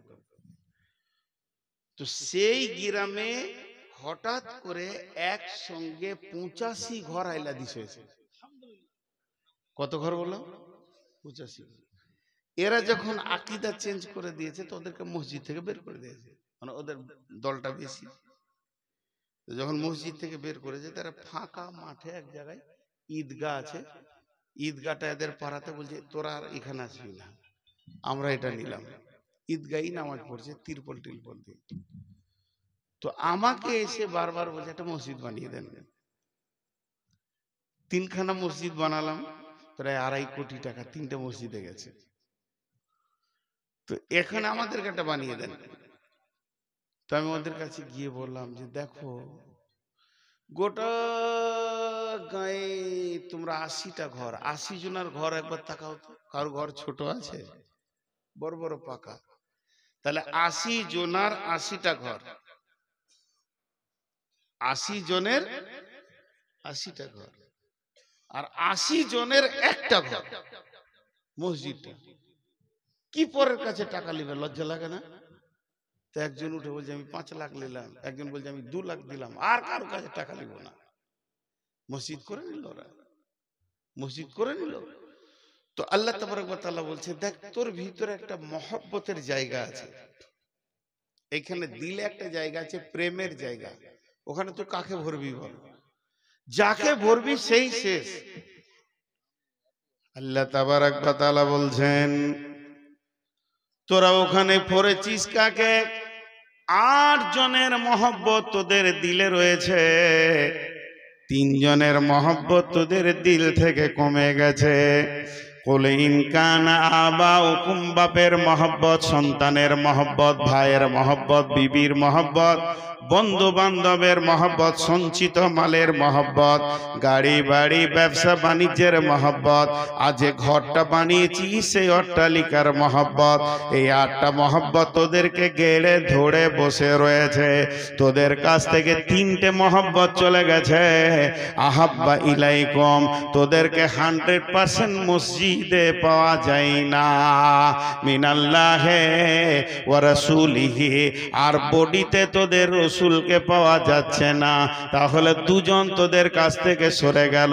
ও জিহাদিন ফি সাবিলিহি, আল্লাহর দ্বীনকে আগে বাড়াতে হবে, আল্লাহর কালাম পাককে আগে বাড়াতে হবে, মসজিদ মাদ্রাসাকে আগে বাড়াতে হবে। এ ব্যাপারে তোদের মন চায় না, তাহলে তোরা 3 জনের সঙ্গে সম্পর্ক কেটে দিয়েছিস। তাই আমার আল্লাহ বলছেন, ফাতারাব্বাসু হাত্তা ইয়াতি আল্লাহু বিআমরিহি ওয়াল্লাহু লা ইয়াহদিল কওমাল ফাসিকিন। অতক্ষণ পর্যন্ত অপেক্ষা কর, যতক্ষণ পর্যন্ত আল্লাহর হুকুম না এসেছে। আল্লাহ তাবারক ওয়া তাআলা কোনোদিন ফাসেক কওমকে হেদায়েতের রাস্তা দেন না।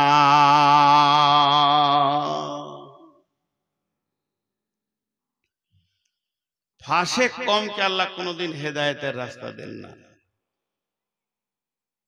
দুনিয়া নিয়ে মেতে আছি, বিবির পেছনে বছরে কত খরচা, আব্বার পেছনে কত খরচা, মায়ের পেছনে কত খরচা, ভাইয়ের পেছনে কত খরচা, সন্তানের পেছনে কত খরচা। জি, একটা টোটো ছিল না তখন, রিক্সায় চেপেছি, তো রিক্সাওয়ালা রিক্সা চালাচ্ছে মালদা থেকে মঙ্গলবাড়ি আসবে। কি নাম ভাই? তো নামটা বললো মুসলিম, বাড়ি মালদা দিয়ে, নদীর ধারে, ওখানে একটা বস্তিতে আমার বাড়ি। ছেলে মেয়ে কয়টা? দুইটা ছেলে। একটা ছেলে কোলের দুধ খায় ছোট, আর একটা বড় 4 বছর 4.5 বছর। কি করে বলে মিশনে দিয়েছি, মাসে কত লাগে? 4,500। কি করে দাও? রিক্সা চালিয়ে দিই। এবার দাঁড়ির পাল্লাই চাপান। মিশন গুলো কত তত্তর করে বড় হচ্ছে, আর মাদ্রাসা গুলোকে মনে হচ্ছে মানে রোগে ধরে নিয়েছে, বাড়ন তো আর নাই। মাদ্রাসায় ভর্তি করতে আসছে, তখন জিজ্ঞেস করছে ইংরেজি আছে তো? আমি খারাপ বলছি না, দরকার আছে, কিন্তু স্কুলে ভর্তি করতে গিয়ে জিজ্ঞেস করছে না গো এখানে কোরআন শরীফ পড়ানো হয়? আপনার চক মহরমের প্রাইমারি স্কুলটা সরকার চালাচ্ছে, কিন্তু গোটা গাঁ থেকে একটা মৌলবীও রাখা যায় তো? সরকার বের করে দেবে? ছেলেগুলো আলিফ বাটা তো শিখুক, কাশ্মীরে আছে। তো ভাইরা আমার, আমাদের মহব্বত আল্লাহ এবং রসুলের কাছ থেকে চলে গেছে, আল্লাহ এবং রসুলের কাছ থেকে চলে গেছে, শেষ শেষ, আমরা শেষ, আমাদের আর কিছু নেই। আল্লাহ তাবারাক ওয়া তাআলা বলছেন ফাতারাব্বাসু হাত্তা ইয়াতিয়াল্লাহু বিআমরিহি, অতক্ষণ পর্যন্ত অপেক্ষা কর বান্দা, যতক্ষণ আমার হুকুম না পৌঁছেছে। ওয়াল্লাহু লা ইয়াহদিল কওমাল ফাসিকিন। এয়ারপোর্টে গেট থাকে, এয়ারপোর্টে আন্তর্জাতিক মানে যখন বাইরে কোথায় যাবেন, তো ওখানে কম্পিউটার আছে, যে জিনিসগুলো নিয়ে যেতে পাবেন না ওই জিনিসগুলো কম্পিউটারে লোড করা আছে, লোড করে তার ছবি দিয়ে দিয়েছে যে এই জিনিস নিয়ে পার হলে তুই চিল্লাবি। তো বাস জেদ্দা এয়ারপোর্টে পার হচ্ছি, টিক টিক টিক টিক, মানে নিয়ে যেতে পাবি না, আবার চেকিং করছে, আপনার পকেটে ঘড়িটা রয়েছে, এটা রাখেন, হয়ে গেল।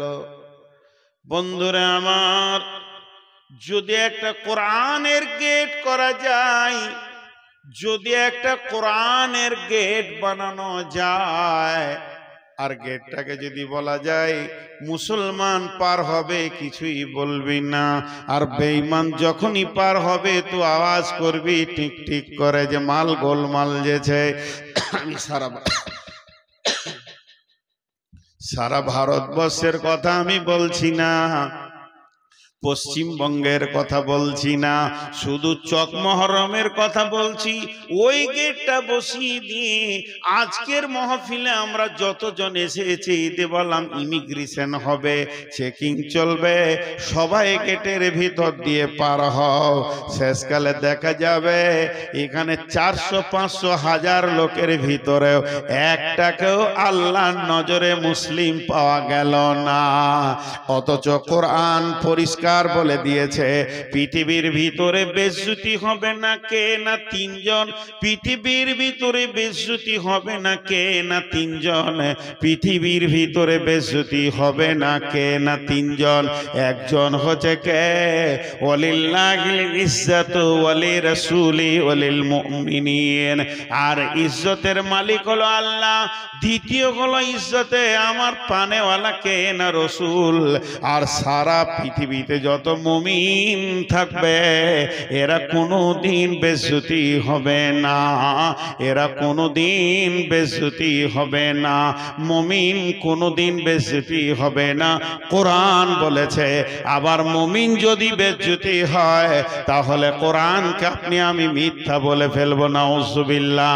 কোরআনের একটা অক্ষর মিথ্যা নয়, কোরআনের একটা জের মিথ্যা নয়, কোরআনের একটা জবর মিথ্যা নয়, এবং যিনি কোরআন কোরআন রচনা করেছেন তিনি আমার আল্লাহ। আর সেই আল্লাহ পৃথিবীর পজিশন বলে দিচ্ছেন, ওয়ালিল্লাহিল ইজ্জাতু ওয়ালিরাসূলি ওয়ালিল মুমিনিনা ওয়ালাকিন্নাল মুনাফিকুনা লা ইয়াফকাহুন। কিন্তু মুনাফিকরা তা বুঝতে পারবে না। এখানে সম্মান পাবে কে? আল্লাহ পাবে, রসুল পাবে এবং মুমিন সম্মান পাবি।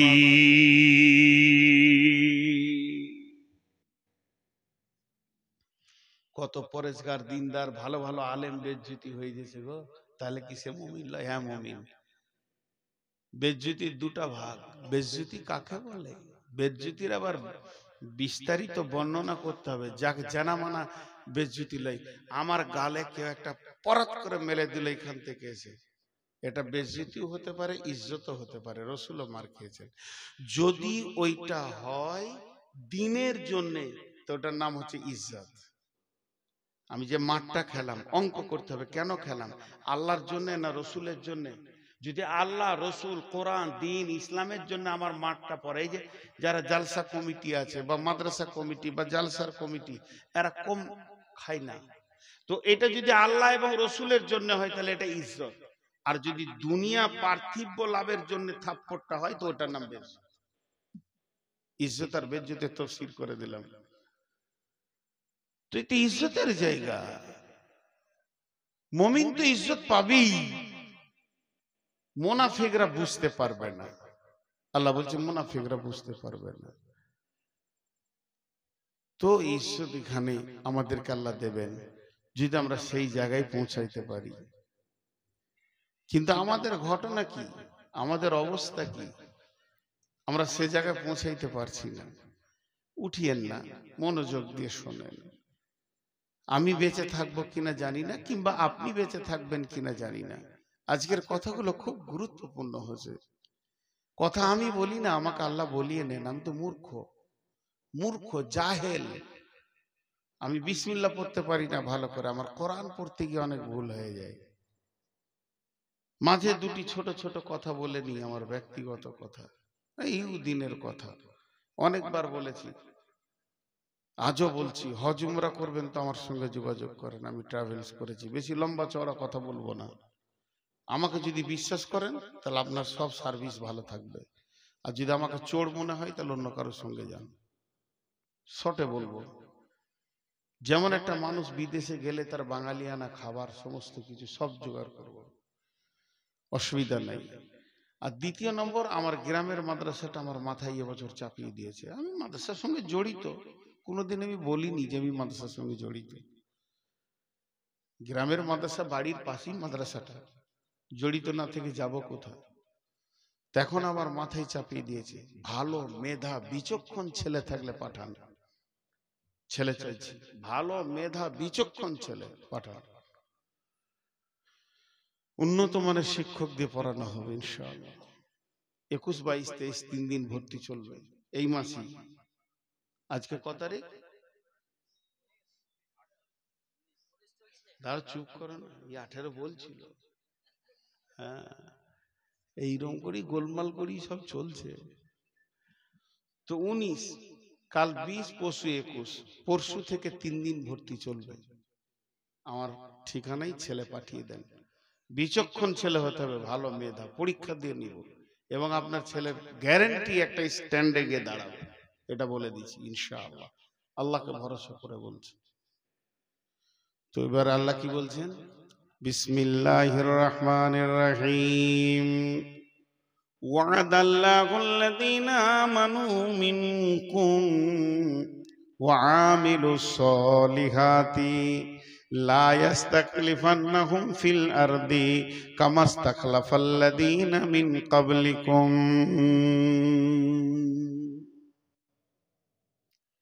ওয়াদাল্লাহুল্লাযীনা আমানু মিনকুম ওয়া আমিলুস সলিহাতি লা ইয়াস্তাখলিফান্নাহুম ফিল আরদি কামাস্তাখলাফাল্লাযীনা মিন ক্বাবলিকুম। আল্লাহ নিজেই বলছেন, হে আমার গোলামের দল, এবার তোদেরকে বাঁচার রাস্তা কি বলছি শোন। এখন তো আর নবী বেঁচে নাই, তবে আমরা আখিরি নবীর উম্মাত হিসেবে আমাদের দায়িত্ব কাজ হচ্ছে তা'মুরুনা বিল মারুফি কুনতুম খায়রা উম্মাতিন উখরিজাত লিন-নাসি তা'মুরুনা বিল মারুফি ওয়া তানহাউনা আনিল মুনকারি। এক কাজ কর, তোরা বাড়ি থেকে বের হয়ে যা আর একে অপরকে রিপেয়ার করে লে। যতগুলি টিউ আছে কোনোটাই যেন লিক না থাকে।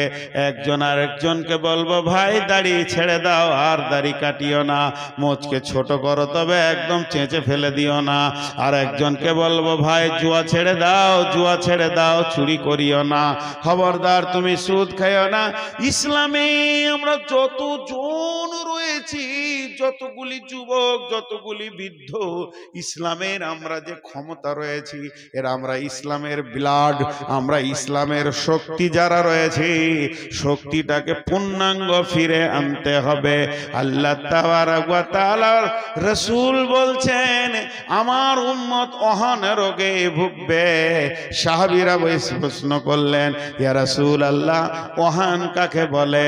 আল্লাহর নবী বললেন হুব্বুদ দুনিয়া কারাহিয়াতিল মত। তাদের ভিতরে দুনিয়ার প্রেম জমে যাবে, মতকে তারা ঘৃণা করবে, মরতে চাইবে না। এটাই হলো বড় রোগ।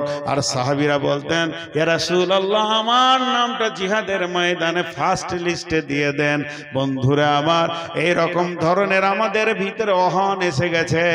ঘর বাড়ি ঐশ্বর্য দোকানদানি ছেড়ে যেতে মন চাইছে না। কিন্তু আমার নবী বলছেন এই রোগ যদি থাকে তাহলে তুমি কোনোদিন বিজয়ী হতে পারবে না। এরপরে হলো ঘটনা কি? আল্লাহ তাবারক ওয়া তাআলা বলছেন এক কাজ কর, তোদের সঙ্গে আমি ওয়াদা করছি, তোরা আগে লিখগুলো মার। আল্লাযীনা আমানু ওয়া হাজারু ওয়া জাহাদু ফি সাবিলিল্লাহি বিআমওয়ালিহিম ওয়া আনফুসিহিম। তোরা এক কাজ কর, নিজের বাড়ি থেকে বের হ আর লিখগুলো মারতে শুরু কর।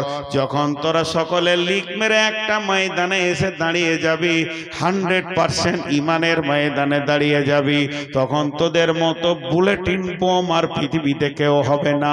তোদেরকে চাই না ক্ষেপণাস্ত্র, তোদেরকে চাই না আপনার কিনা, তোদেরকে চাই না পরমাণু, তোদের শুধু চাই আল্লাহ। আল্লাহকে সঙ্গে নে, রসুলকে সঙ্গে নে, মুষ্টির ভিতরে পৃথিবীটাকে এনে দিব। সারা দুনিয়া তোরাই শাসন করবি, কিন্তু এক কাজ কর, প্রথমে আমলের লিখগুলোকে মেরেলে আল্লাহ রাজি হয়ে যাবে। চেহারাতে চরিত্রে রসুলকে নিয়ে চলে আয়, তারপরে তুই একটা বুলেট হয়ে যাবি। আমার আল্লাহ বলছেন ওয়াদাল্লাহুল্লাযীনা আমানু, হে ঈমানদার তোমাদের সঙ্গে আমি আল্লাহ ওয়াদা করছি। ভাইরা আমার, আল্লাহর ওয়াদা কোনোদিন মিথ্যা হতে পারে না, পারে না, পারে না, পারে না। আমি ওয়াদা করছি আগামী বছর আবার আসবো, কিন্তু আমাকে ইনশাআল্লাহ বলতে হবে। যদি আল্লাহ তৌফিক না দেয়,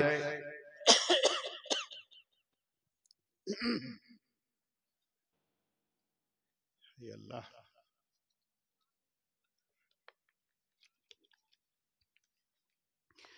আমার ওয়াদা ফেল হয়ে যেতে পারে।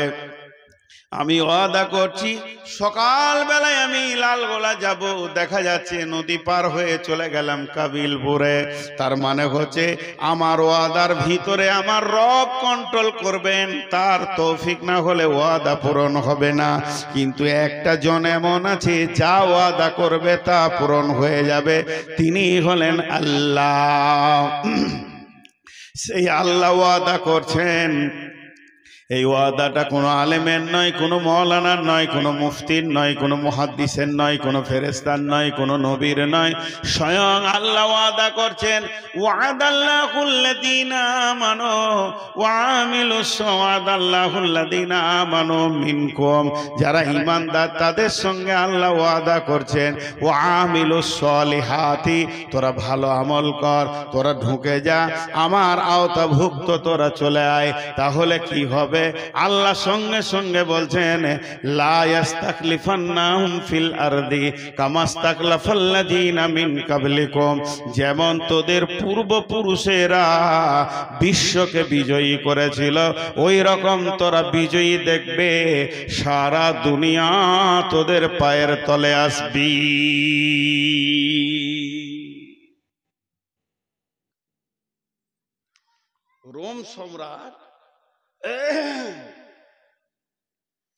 রোম সম্রাট সৈন্য এনেছে কতগুলো? 1.5 লক্ষ। রোম সম্রাট সৈন্য এনেছে কতগুলো? 1.5 লক্ষ। আর রসুলের সাহাবীদের মুজাহিদ কত? 10,000। তাহলে লড়াইটা বাঘে ছাগলে চলছে। লড়াইটা বাঘের সঙ্গে ছাগলের চলছে। 1.5 লক্ষ আর 10,000। তো বিশ্বনবী তাঁবুতে একটু ভারাক্রান্ত অবস্থায় রয়েছে। বিশ্বনবী উঠিয়েন না গো। এরা মনে মনে ভাবছি মাইক পেয়েছে তো ছাড়বে না নাকি রে বাবা। হ্যাঁ, আমি বললাম যে আমি চালাবো না। আমি ওদেরকে উঠতে মনে করছি, বুঝে আপনি চালিয়ে। হায় আল্লাহ, আমি যতই চালাই আর 10 মিনিট না, আমার অবস্থা তো আপনারা বুঝছেন না। আমি আমার একটা দুঃখের কথা 2 মিনিট বলছি আর কি, আপনাদের মূল্যবান টাইম থেকে নিয়ে নিলাম, এর জন্য আমি ক্ষমা চাইছি। আমি যে অসুস্থ এটা কেউ বুঝতে চাইছে না কেন? কালকে জুমা পড়ানোর জন্য কাবিলপুরে না হলো 5 বার ফোন করলে। আমি বললাম আমি দাঁড়াতে পারি না, এই যে বসে 2 ঘন্টা চালিয়ে দিলাম, দাঁড়িয়ে যদি বলেন 10 মিনিট পারবো না। এই দুটো হাঁটু কটকট কটকট করে মনে হবে পোকাতে কাটছে। আজ মনে হয় কতদিন যে জুমা পড়াইনি আল্লাহ জানে। আমার গ্রামে এই গত জুমা বসে আছি, বাচ্চা ছেলেতে পড়ালো, আমি পারছি না। তুমি পড়াও, উঠতে চাইছে না, আমি বলছি তুমি পড়াও, তো খালি বলছে অসুখ আসুন, হাঁটু ব্যথা আসুন, হাঁটু ব্যথা আসুন। কেউ কারোর লয়, আল্লাহ ভালোবাসে দেখ। তারপরে বোঝা আল্লাহ ভালোবাসে। সে হিন্দুদের খঞ্জনি বাজাই না, কেউ কারোর লয় রে বন্ধু, কেউ কারোর লয়।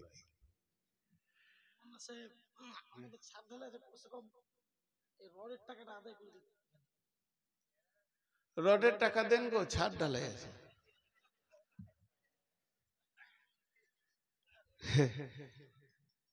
96 বছর বুড়িকে যদি বলা হয় যে আর দুটো ছেলেদের চাচা বলবো, হবে? কথা বলে না? আজীব ব্যাপার। ছেলে হবে ওর, বাস আমাকে দিয়েছো জালসার বার্ধক্য অবস্থায়, যৌবন অবস্থায় দিতে হবে, এটা পায়ে ধরে ধরে চেয়েছি। 22 বছর কেউ দেয়নি। যে বক্তার কথাতে মানুষ হৃদয় দিয়ে শুনে, ওকেই দিতে হবে মেন টাইমে, সব টাকাটা উজাড় হয়ে যাবে। কথা আমি ভুললাম। অথচ এর থেকে ডবল লোক বায়ান শুনতো, বায়ান কালেকশন ডবল হতো। হতে কি হতো না? মানুষ যাকে ভালোবাসে। এখন এই জালসার কাগজ কটা নিয়ে টোটাল হিসাব করে দেখা যাবে 60-70 হাজার টাকা কালেকশন। আর যারা দোকান নিয়ে এখন ঘর যেছে, ওদের যা ছিল শেষ। সব দোকানের হিসাব করে দেখেন 12 লক্ষ টাকা গিয়েছে। কিন্তু মেন টাইমে মেন বক্তাকে দিয়ে দামি কথাটাকে শুনিয়ে দিয়ে মুচড়ে টাকা নিয়ে নাও। দুটো বক্তা পকেটে ভরে রাখো, শ্রোতাকে বলো থাকবি তা শোন, আর না থাকবি তা ঘর যা। রাত 2টা-2:30 পর্যন্ত জালসা চালাইতে তোমাকে কে বলছে? আমি প্রথমেই এগুলো বলতাম, কিন্তু বলছি না এই জন্য যে কথাটা তুমিই তুলেছো, আমি তুলিনি।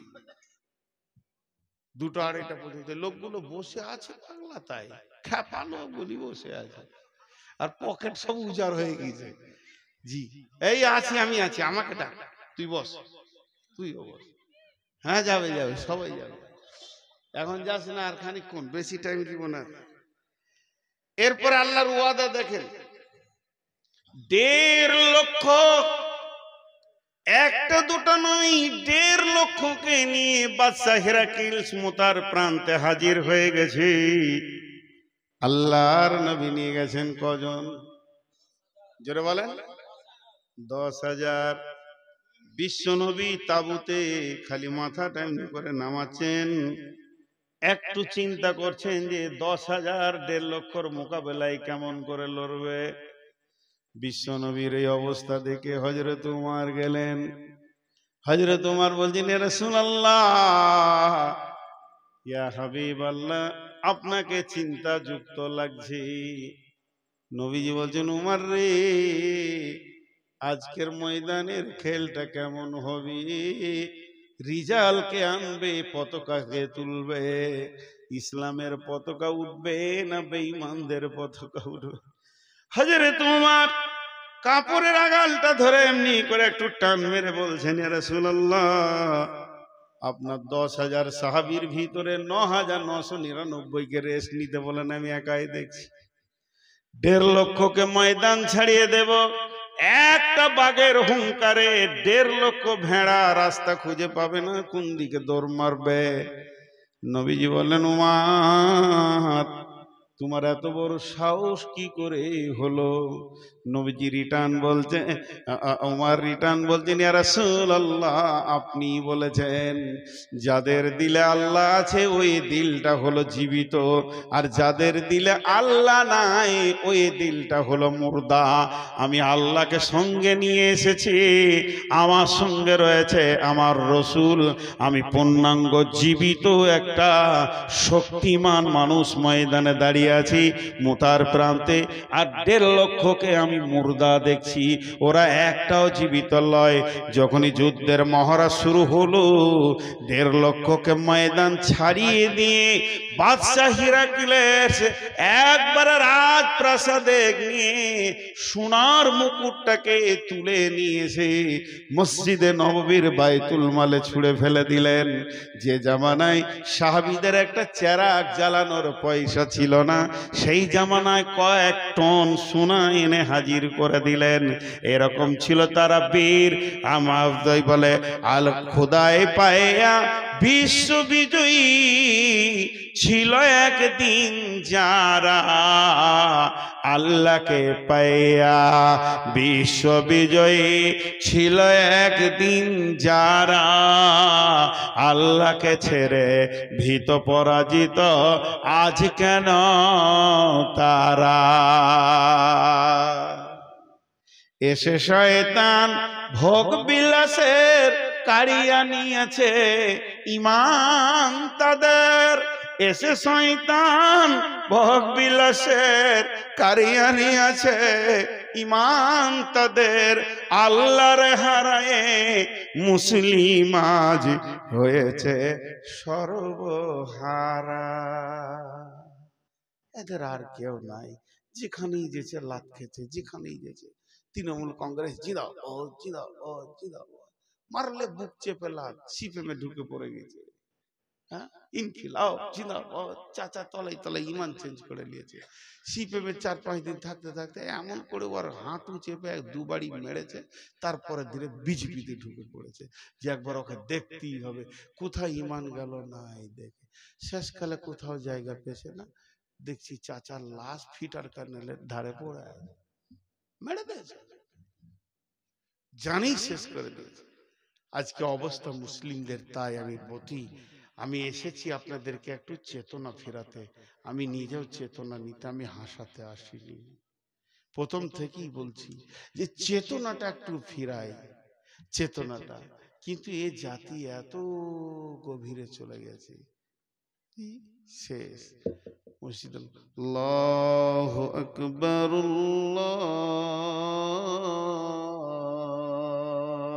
আল্লাহু আকবার। বিড়ি খেয়েছে, আজান যেই শুরু হলো তো বিড়িটা তখনই ধরালো। আহা, আল্লাহর হৃদয়টা কেমন হবে? আচ্ছা, আপনাদের এরকম হয়? আমার হয়। আমি তো মানুষ, আমি তো ফেরেশতা নই। আপনাদের যা হবে আমারও তাই হবে।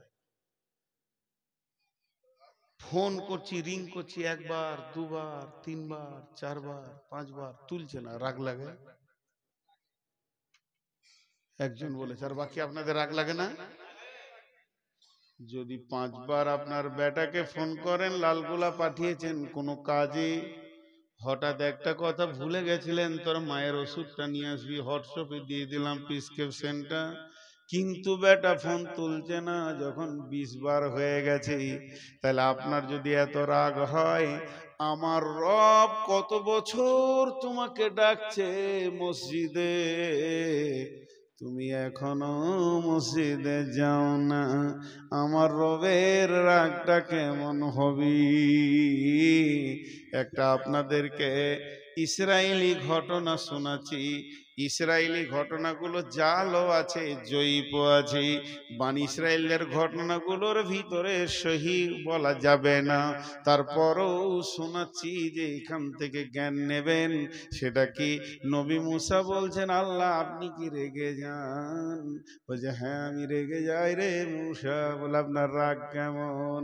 বলে আমার রাগ হচ্ছে যখনই দেখবি আমি আল্লাহ রেগে গেছি, পৃথিবীতে মৌসুম চেঞ্জ হয়ে যাবে, শীতের সময় শীত লাগবে না, শীত পেরিয়ে গেলে শীত লাগবে, বর্ষায় পানি হবে না, ভরপুর ধান কাটবি তখন ঝমঝম করে পানি হবে। আমি রব পৃথিবীর নিজামকে চেঞ্জ করে দিব। আমার পৃথিবীর নিজামটা আমার কলমে আমি এঁকেছি, আমার কলমে চলছে। এখানে সভাপতি আর কেউ নিজামটা এঁকেছে। নূর মোহাম্মদ কখন আসবে, মুদাসসির কখন আসবে, কিন্তু পৃথিবীর নিজামটা যিনি চালান, বৃষ্টি কখন হবে, রোদ কখন হবে, ফসল কখন হবে, এবছর আম কম হবে না বেশি হবে, কত পরিমাণে লাগবে কত পরিমাণে লাগবে না, এটা সব নিজাম আমি চেঞ্জ করে দিব। আমাদের বর্ধমানে একবার খুব বন্যা হয়েছিল, এত বন্যা হয়েছে যে পাকা ধান কারো কাটার ক্ষমতা হয়নি, পাকিনি, থোড় হয়েছে, একদম মিসমার করে দিলে। খালি লোকের মুখে একটা কথা, এ বছর মানুষ খেতে হয় না, না খাওয়া যাবে, মনে হচ্ছে ওকে আল্লাহ দায়িত্ব দিয়ে দিয়েছে আর কি, আল্লাহ গোডাউনের চাবিটা ওর হাতেই দিয়ে দিয়েছে, খালি চোপা চালিয়ে যাচ্ছে। আমি আমার স্ত্রীকে নিয়ে বর্ধমানে ডাক্তারখানায় বসে আছি, আর ওই রকম 4-5 জন চোপা চালাইছে, এখন ডাক্তার আসেনি আর কি। না খেতে হয় না, আমাদের এলাকায় বাড়ি ঘর সমস্যা, খেতে হবে। আমি বললাম চুপ করবে, বেশি বকিস না, সহ্য করতে পারলাম না। সবাই ঠিক খেতে পাবে, আল্লাহ এটা কমিয়ে দিলে কেন? তোরা প্রতিদিন পেট কেটে বাচ্চা কমাচ্ছিস, মাল বেশি আসছিল, ওটা আল্লাহ কমিয়েছে। যে কটা আছিস ওই কটার মাল আল্লাহ রেখেছে। রুজি তো আল্লাহ দেন, কোথা থেকে দেবে আল্লাহ জানে। ইমাম আহমদ বিন হাম্বল কি বলেছে জানেন? ওনার কথা কত করা জানেন? ইমাম আহমদ বিন হাম্বল বলছেন, পৃথিবীটা যদি লোহার হয়ে যায়, আসমানটা যদি তামার হয়ে যায়, গোটা পৃথিবীটা লোহার, এক তিল মাটি নাই আর একটা ছোট ঘাস নাই।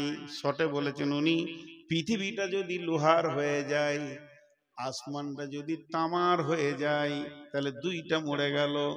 আর আসমান থেকে যদি 1 ফোঁটা বৃষ্টি না হয়, আসমান থেকে যদি 1 ফোঁটা বৃষ্টি না হয়, এরপরে যদি কেউ মনে করে আমি কি খাবো, তো জানতে হবে মালটা পাকা বেঈমান। আহার দেবেন তিনি রে ভাই, জীব দিয়েছেন যিনি, তোকে সৃষ্টি করে তোর কাছে যে আছেন তিনি ঋণী। যতক্ষণ শ্বাস রাখবে ততক্ষণ রুজি পৌঁছাতে হবে, দায়িত্ব তার। আহার দেবেন তিনি রে ভাই, জীব দিয়েছেন যিনি, তোকে সৃষ্টি করে তোর কাছে যে আছেন তিনি ঋণী। না চেয়ে দেখ ক্ষেতের ফসল, পাই যে বৃষ্টি জল, তুই যে পেলি পুত্র কন্যা, কে দিল তা বল। যার করুণায় এত পেলি, তার কেবল ভুলে গেলি। যার করুণায় এত পেলি, তারে কেবল ভুলে গেলি। ভাবনা রে ভাব, তারে দিয়ে ডাকরে নিশি দিনী, আহার দেবেন তিনি রে ভাই, জীব দিয়েছেন যিনি, তোকে সৃষ্টি করে তোর কাছে যে আছেন তিনি ঋণী। আল্লাহ বলছেন তোদের ভয় নাই, ভয় নাই, তোদেরকে বিজেপি মারবে না, বজরং মারবে না, হিন্দু মারবে না, শিবসেনা মারবে না। আমি একটা ছাতা দিচ্ছি, ওই ছাতার নিচে চলে আয়, তাহলে হাজার বৃষ্টি হলো তোর গায়ে লাগবে না। তেমনি তোরা আয় আয় আয়, আমার আওতাভুক্ত আয়। বিসমিল্লাহির রহমানির রহিম। ফালিয়াবুদু রব্ব হাদাল বাইত আল্লাযী আত'আমাহুম মিন জু'ইন ওয়া আমানাহুম মিন খাউফ। আমার আল্লাহ বলছেন, শোন, এই যে ঘরটা কাবাকে সামনে রেখে একটা নাজিল হয়েছে, কাবার মালিক কে না আল্লাহ। এখন কাবাকে আপাতত জমার খাতায় রাখেন। আপনার এখানে যে গ্রামে মসজিদটা আছে, আমি যদি মসজিদের দিকে আঙুল তুলে বলি ঘরের মালিকের নাম বলো, তো কি বলবেন? আল্লাহ।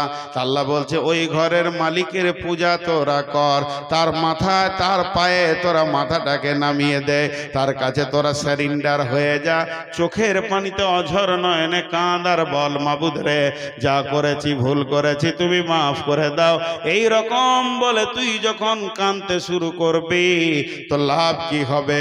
ওই ঘরের মালিক যদি রাজি হয়ে যায়, ওই ঘরের মালিক যদি রাজি হয়ে যায়, তাহলে কি লাভ হবে? কি লাভ হবে? লাভ হবে আল্লাযী আত'আমাহুম মিন জু'ইন ওয়া আমানাহুম মিন খাউফ। আল্লাহ তোদের অভাবকে নষ্ট করে দেবে, অভাব থাকবে না, পুরা মালে ভরে দেবে, এবং তোদেরকে যে দিক থেকে আক্রমণ করুক না কেন, আমার রব তোদের নিরাপত্তা দেবী। আর যেটা সূরা নূরের আয়াত পড়ছিলাম, যে তোরা তোদের যেমন যদি আল্লাহর সঙ্গে ওয়াদা করিস, আল্লাহ ওয়াদা করছি তোরাই মুমিন হয়ে যার 100% আমল কর, সারা বিশ্বটা তোদের হাতে তুলে দিব। হাজি ভাই, আমরা গণপ্রজাতন্ত্র দেশে বাস করি।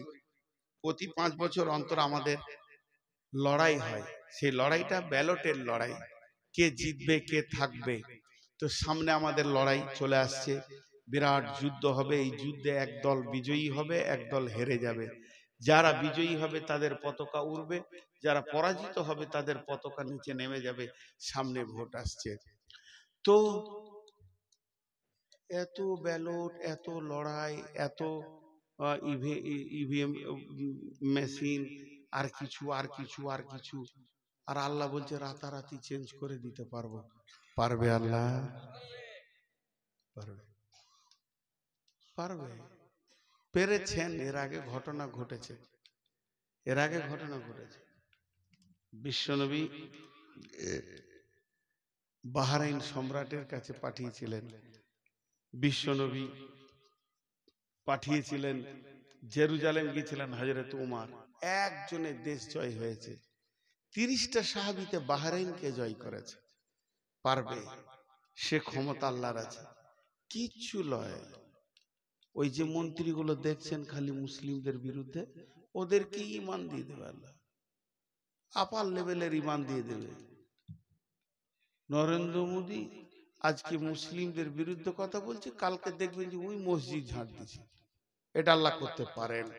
বিধায় আজকে আমাদেরকে সেই বিজয়ী পতাকা দেখতে গেলে যাকে রাজি করতে হবে তার নাম কি? আল্লাহ। যাকে রাজি করতে হবে তার নাম কি? আল্লাহ।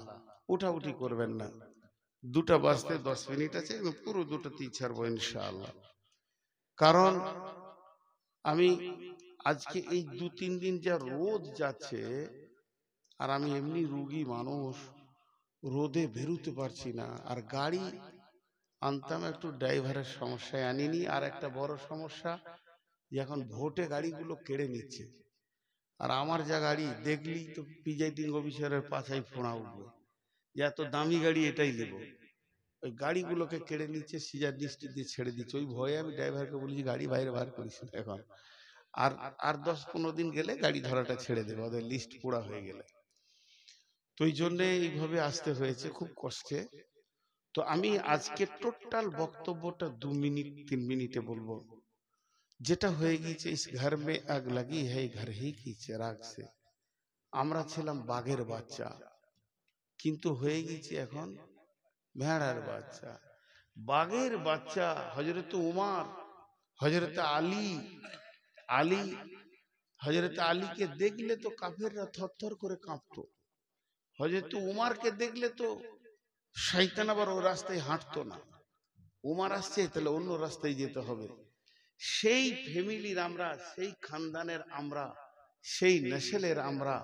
আমাদের কাছে আজও কোরআন রয়েছে, শক্তি রয়েছে, কিন্তু আমরা অন্ধের পথে হেঁটে অনেক দূর চলে গেছি।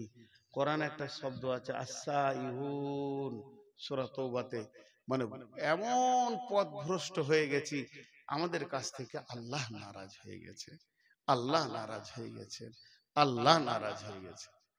এর জন্য আল্লাহকে রাজি করতে হবে, এটা আমাদের প্রথম কাজ, এটা আমাদের প্রথম কাজ। হেরি পশ্চাতে চাহি তুমি চলিয়াছ রৌদ্রদগ্ধ দুর্মরু পথ বহি, জেরুজালেমের কেল্লা যেতায় আছে অবরোধ করি, বীর মুসলিম সিনা দল তব বহুদিন মাস ধরি। জি, হযরত উমরের জামানায় জেরুজালেমে কয়েকটা সৈন্য পাঠানো হয়েছে, সেখানে কালেমার দাওয়াত দাও। ওরা সেগুলোকে অবরোধ করে রেখে দিয়েছে, ছোট্ট দেশ। আর হযরত উমর 18 লক্ষ বর্গ মাইলের তখন শাসন করেন। যখন এই সাহাবীগুলো পৌঁছিয়েছে, এদেরকে যখন কেল্লায় অবরোধ করে দিয়েছে, তখন তদানীন্তন কালে জেরুজালেমে যিনি শাসন করতেন তিনি ছিলেন একটা পাদ্রী, পোপ, খ্রিস্টানদের মৌলবি।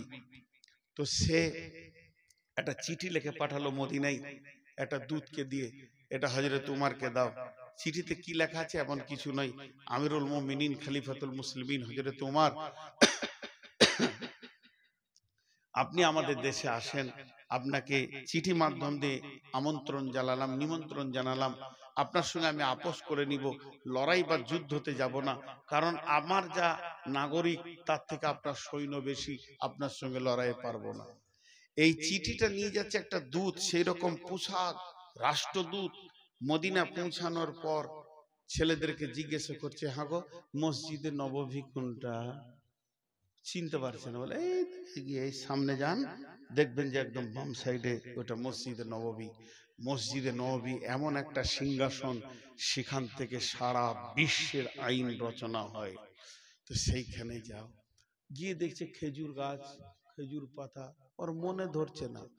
তো একজনকে জিজ্ঞেস করছে মসজিদে নববী কোনটা? বলছে চোখে কিছু হয়েছে নাকি, দেখতে পেয়েছো না, এটাই তো। হ্যাঁ, তো বাহ।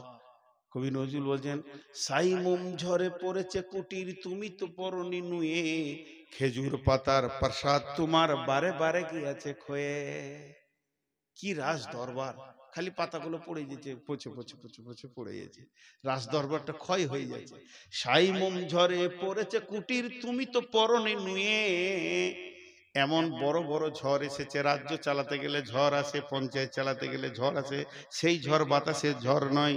তো উমরের ওপরে বড় বড় ঝড় এসেছে, সবগুলোকে সামালে নিয়েছে, কিন্তু তোমার প্রাসাদে রোদে পাতাগুলো চুরচুর করে পড়ছে। এ কোন প্রাসাদ? খেজুর পাতার প্রাসাদ তোমার বারে বারে গিয়াছে ক্ষয়ে। এখন এই লোকটা হলো খ্রিস্টান, ই তো আর সালাম দেবে না, ই গিয়ে বলছে আদব নেবেন জাহাপনা, আদব নেবেন জাহাপনা। হযরত উমর শুয়ে আছেন বালুর ওপরে, বিছানা নাই, চাদর নাই, বালিশ নাই, মাথাতে হাতটা দিয়ে শুয়ে আছেন।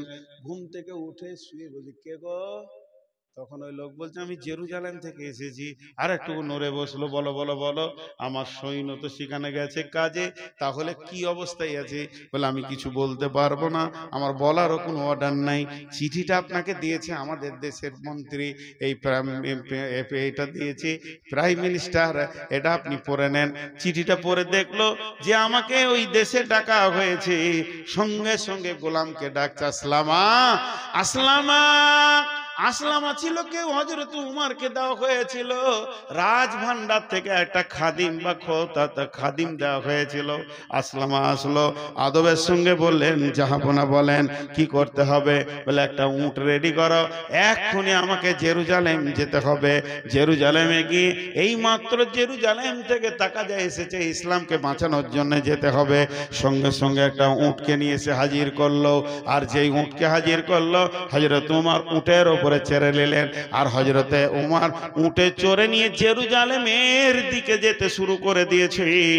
কবি নজরুল কলম ধরে নিলেন, হেরি পশ্চাতে চাহি তুমি চলিয়াছ রৌদ্র দগ্ধ দুর্মরু পথ বহে, জেরুজালেমের কেল্লা জিতায় আছে অবরোধ করে, বীর মুসলিম সিনাদল তব বহুদিন মাস ধরি, দুর্গের দ্বার খুলিবে তারা বলেছে শত্রু শেষে, উমার যদি গো সন্ধিপত্রে স্বাক্ষর দেয় এসে।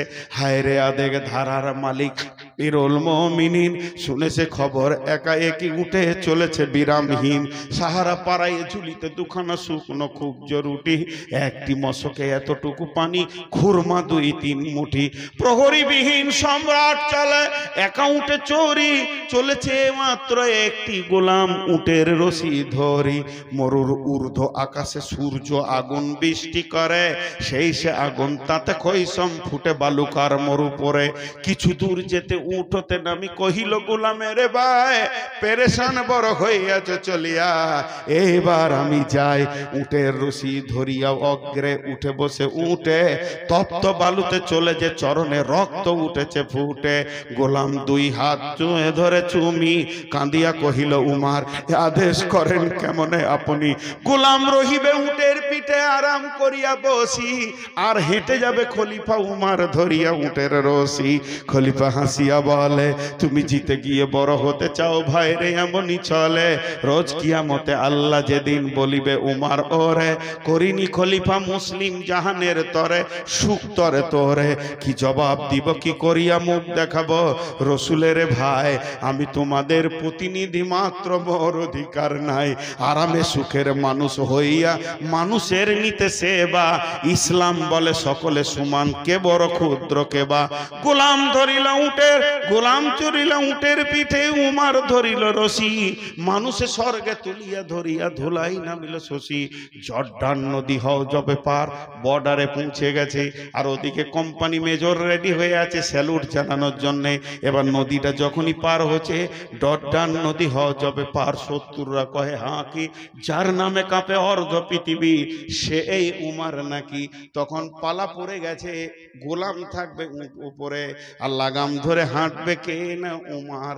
যখনই স্যালুট মেরেছে গোলামকে, গোলাম উটের ওপর থেকে ঝরঝর করে কেঁদে বলছে, ভাই আমাকে কেউ স্যালুট দেবে না, আমাকে কেউ আমিরুল মুমিনিন মনে করিও না, যিনি উটের লাগাম ধরে হাঁটছে ইনি হলেন খলিফা উমার। লাগাম ধরে হাঁটছে উমার, গোলাম চেপে আছে উটের ওপরে।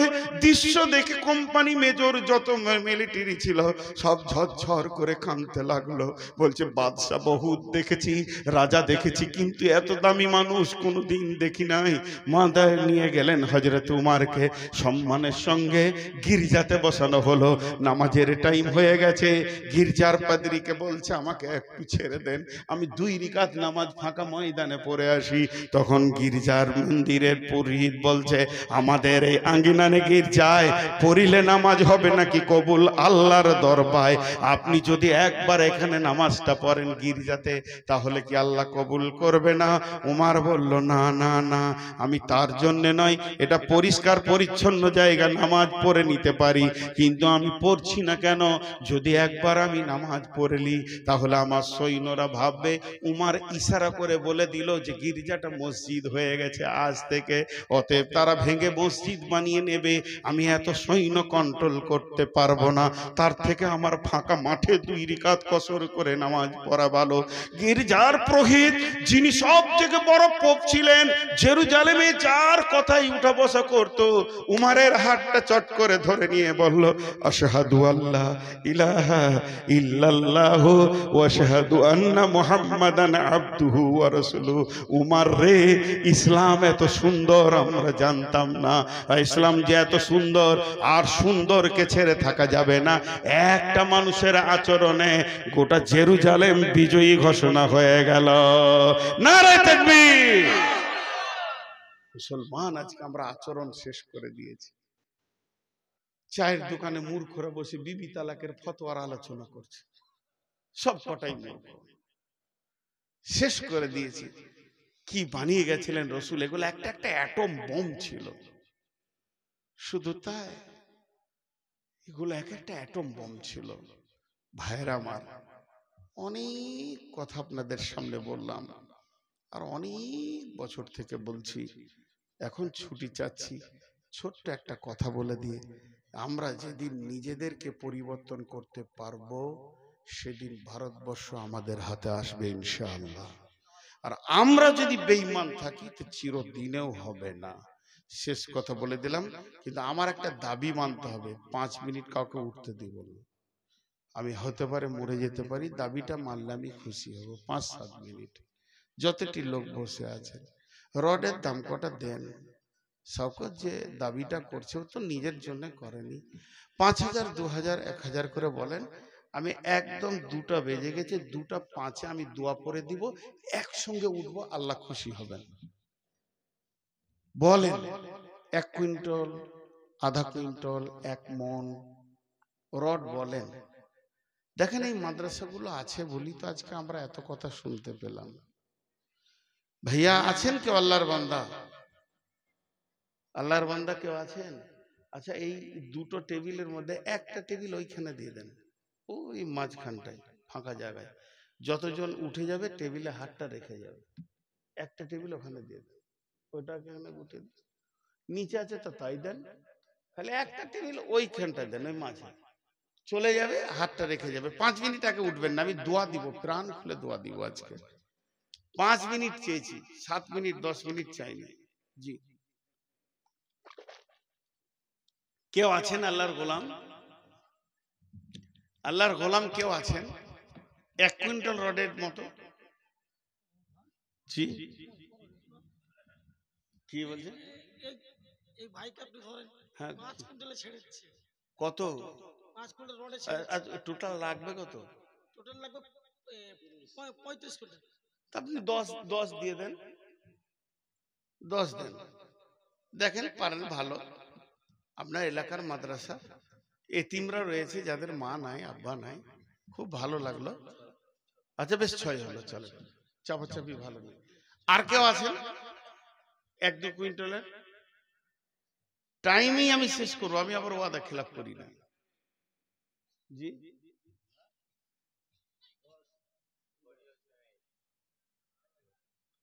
কি বলছে? 10,000 বলতে মানে 1.5 কুইন্টাল হবে, 8 চলছে নাকি? হ্যাঁ, তো আপনি 7,000, 7,000 টাকা যদি কুইন্টাল হয় 10-এ, আপনি দেন 11 দেন, তাহলে 1.5 কুইন্টাল হয়ে যাবে। হ্যাঁ, আচ্ছা, আর কে বলছেন? মাশাআল্লাহ, আর কেউ আছেন? আর যতটি লোক বসে আছেন, শেষ কথাটা বলছি, ওই টেবিলে একবার হাতটা রেখে যাবে, তাতে আপনার খালি হাত হলেও রেখে যাবে। 1 টাকাও নেই, তাও টেবিলে হাতটা দেবেন। 1 টাকাও নাই, পারলে 1000 টাকা দেন, 2000 দেন, 5000 দেন, 10,000 দেন, 20,000 দেন, না আছে তো 10 টাকা দেন, 10টা টাকা দেন। আপনি দিয়েছেন এখানে 2-5 হাজার, তারপরেও 10টা টাকা দেন। সেটাও যদি না আছে তো আপনি খালি হাতটা রেখে যাবেন।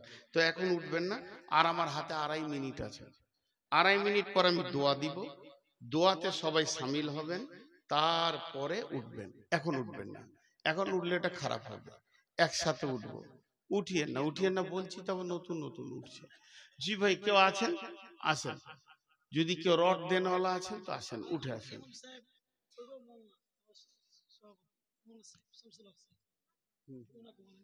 কই কোনটা? ফাইনাল যখন গো আজ 3000 আচ্ছা 3000 দিয়েছেন উনি, আর 4000 দিয়ে দেবেন, 1 কুইন্টাল হয়ে যাবে ইনশাআল্লাহ। জি আর 2 মিনিট আছে, ছটফট করিয়েন না। যারা উঠছে তারা ভুল করছে, বুঝতে পারছে না, একসঙ্গে দোয়া করবো, আল্লাহ খুশি হবেন। জি আমি টাইম চেঞ্জ করব না, ছোট্ট করে দোয়া করে ছেড়ে দেবো ইনশাআল্লাহ। উঠিয়েন না, আল্লাহর গোলাম রসুলের উম্মত, উঠিয়েন না। জি কেউ আছেন আল্লাহর বান্দা? আল্লাহর জন্য বলেন। কত আছে? 1000 টাকা। আর কেউ আছেন 1000 2000 দেনে वाला? মাশাআল্লাহ জাযাকাল্লাহ। জি আমি দোয়া দিচ্ছি, আপনারা বুঝে আমিন বলবেন, না বুঝে বলবেন না, হৃদয় থেকে বলবেন, আল্লাহকে খুশি করার জন্য বলবেন। জি এই আল্লাহ তুমি আমাদের সমস্ত ভুল ত্রুটিগুলো ক্ষমা করে দে, আমাদের উপরে রাজি হয়ে যাও। আমিন সবাই বলেননি। এই আল্লাহ আমাদের ত্রুটির কারণে আমরা অনেক পেছিয়ে গেছি, মার খেয়ে গেছি, আল্লাহ তুমি আমাদের ত্রুটিগুলোকে রিপেয়ার করে দাও। এই আল্লাহ তুমি আমাদের ঘাড় গর্দন ধরে মসজিদে ভরে নাও। এই আল্লাহ সারা বিশ্বে মুসলিমদের উপরে যারা অত্যাচার চালাচ্ছে তাদেরকে তুমি ঈমান দাও। যদি তোমার কলমে ঈমান না থাকে তো ইসরায়েলকে তুমি ধ্বংস করে দাও। এই আল্লাহ তুমি ফিলিস্তিনে মুসলমানদের উপরে সাহায্য করো। এই আল্লাহ সারা বিশ্বে মুসলমানদের উপরে তুমি সাহায্য করো। চীনের মুসলমানদের উপরে সাহায্য করো। ভারতবর্ষে আমাদের মুসলমানদের উপরে তুমি সাহায্য করো। এই আল্লাহ যে আসলে তোমার দ্বীনের উপকার হবে, তোমার দ্বীনের সাহায্য হবে, মুসলিমদের আসান হবে, সেই সরকারকে তুমি নিয়ে এসো। এ আল্লাহ তুমি আমাদের দোয়াগুলোকে কবুল করে নাও। এ আল্লাহ সন্ধ্যা থেকে এই পর্যন্ত যতগুলো হাদিস কোরআনের কথা হলো সেগুলোকে আমল করা তুমি তৌফিক দাও। এই আল্লাহ আমার পূর্ববর্তী যত হাদিস কোরআন বলে গেছে সেগুলো আমল করা তৌফিক দাও। এ আল্লাহ আমাদের যাদের মা বাপ ভাই বোন আত্মীয় স্বজন বন্ধু বান্ধব শিক্ষক মাস্টার ইমাম মুয়াজ্জিন ডাক্তার সব মাটির নিচে চলে গেছে কালেমা আল্লাহ, তাদেরকে তুমি মাফ করো। এই আল্লাহ বিশেষ করে তুমি এই এলাকার যত মাটির নিচে চলে গেছে তুমি মাফ করো। এই মাদ্রাসাকে তুমি কবুল করো। সকলে বলি সুবহানাকা আল্লাহুম্মা ওয়া বিহামদিকা ওয়া আশহাদু আল্লা ইলাহা ইল্লা আনতা আস্তাগফিরুকা ওয়া আতুবু ইলাইকা। আসসালামু আলাইকুম। তবে টেবিলে হাত রেখে যাবেন। আপনার টাকা থাক আর না থাক, 10টা টাকা হোক আর 5 টাকা হোক, আমি এখনো 1 মিনিট বসে আছি। টেবিলে হাতটা রেখে যাবেন। টেবিলে হাত না রেখে যাবেন না। মাশাআল্লাহ আল্লাহ রাস্তে টেবিলে হাতটা রেখে যান, একবার সকলে রেখে যান। 2 টাকা দিয়েও হলো রেখে যান। মাশাআল্লাহ।